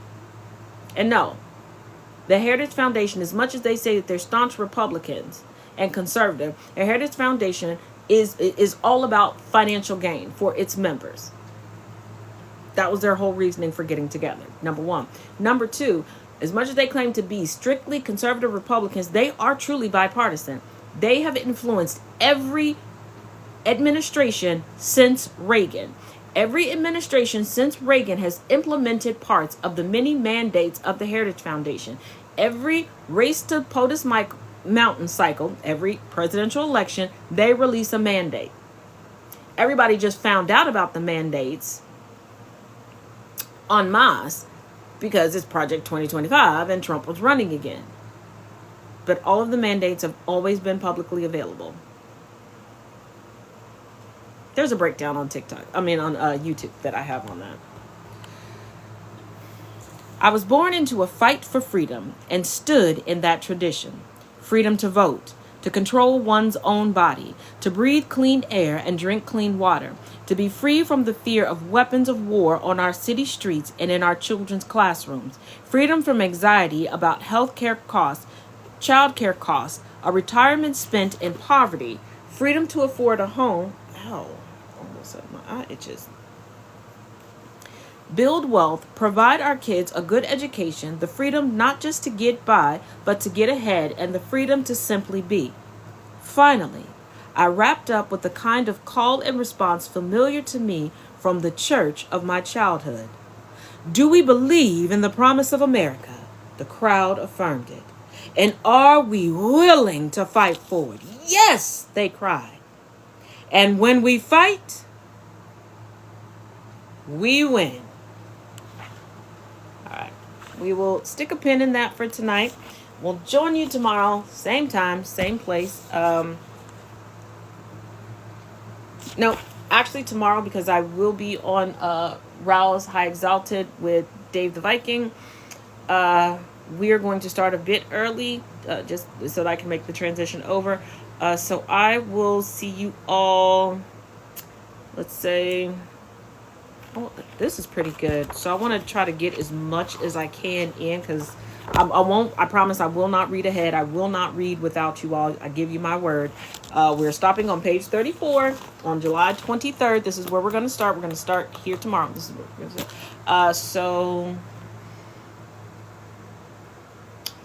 let's meet back 6:30 Eastern, 5:30 Central tomorrow. And just like today, once it's all done, I will put it up on YouTube afterwards, so anybody can come in and out, bring a friend. And if you're not too burnt out after we read tomorrow, join me on Rouse High Exalted as well. But thank y'all for chilling with me as we go over 107 whole days by Miss Kamala Harris. And once again, if you choose to get the book yourself, make sure you get the blue cover. Once again, it's this very famous picture that she put up, because there are, of course, copycats out here, and pay attention that it says that it's by Kamala Harris, if you should get it. So as always, each one teach one, each one reach one. I will see you all tomorrow, 6:30 Eastern, 5:30 Central. Go out, get into don't get into no good trouble. It's kind of late. Get into some good sleep. Have a snack if you didn't have a snack on the way. And when you come back around here tomorrow, bring a friend. Other than that, I will see you all in the afternoon for the Taz Effect, daily news in a way you didn't know that you could use. Love y'all. Be good.